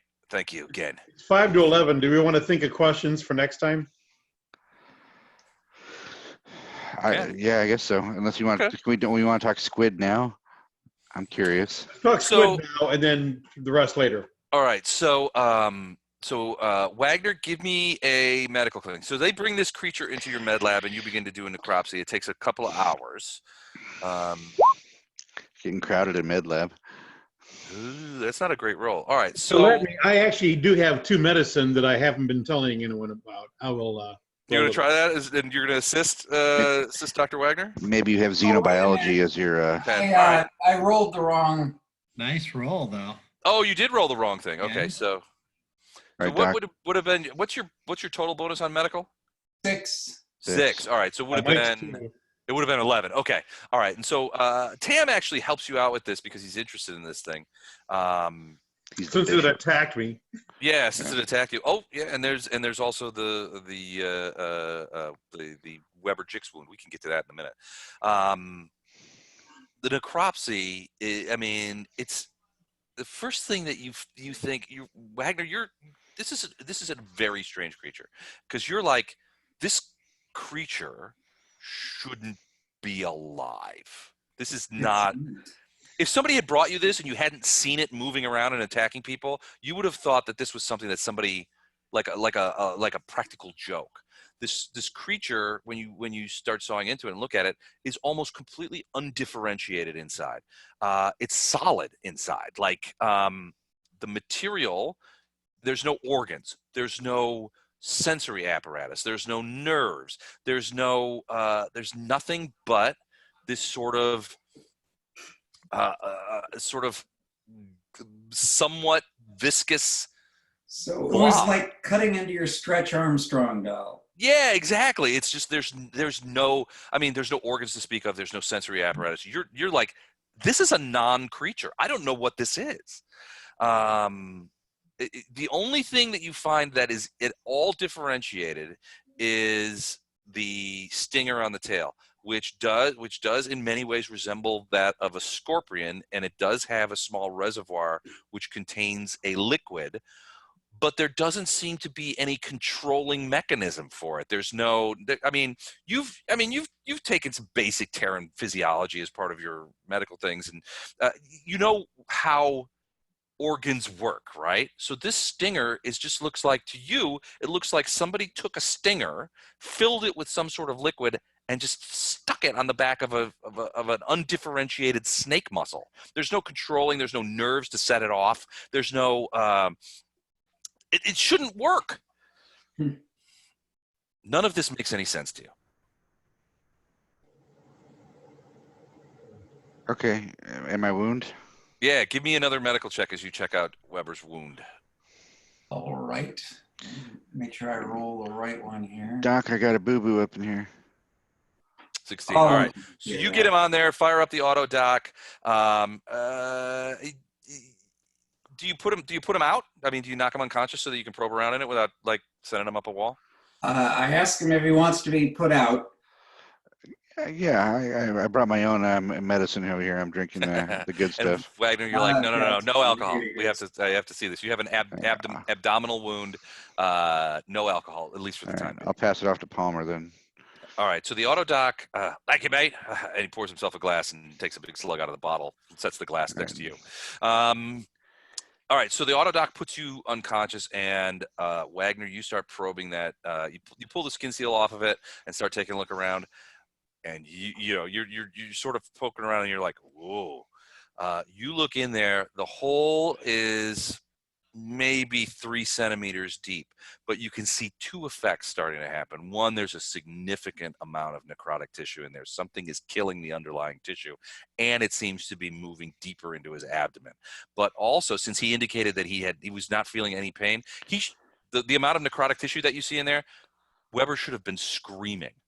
But somehow it's killing the tissue inside his abdomen without, and somehow it's also deadening the nerves as it moves forward. You can see some marginal liver damage as it's passed through the peritoneum. You can see one of the kidneys is beginning to show some of this. It's spreading, and it's continuing to spread. I mean, you don't see it moving but yeah, this is moving through him. To be fair, the liver damage was there before the poison got me.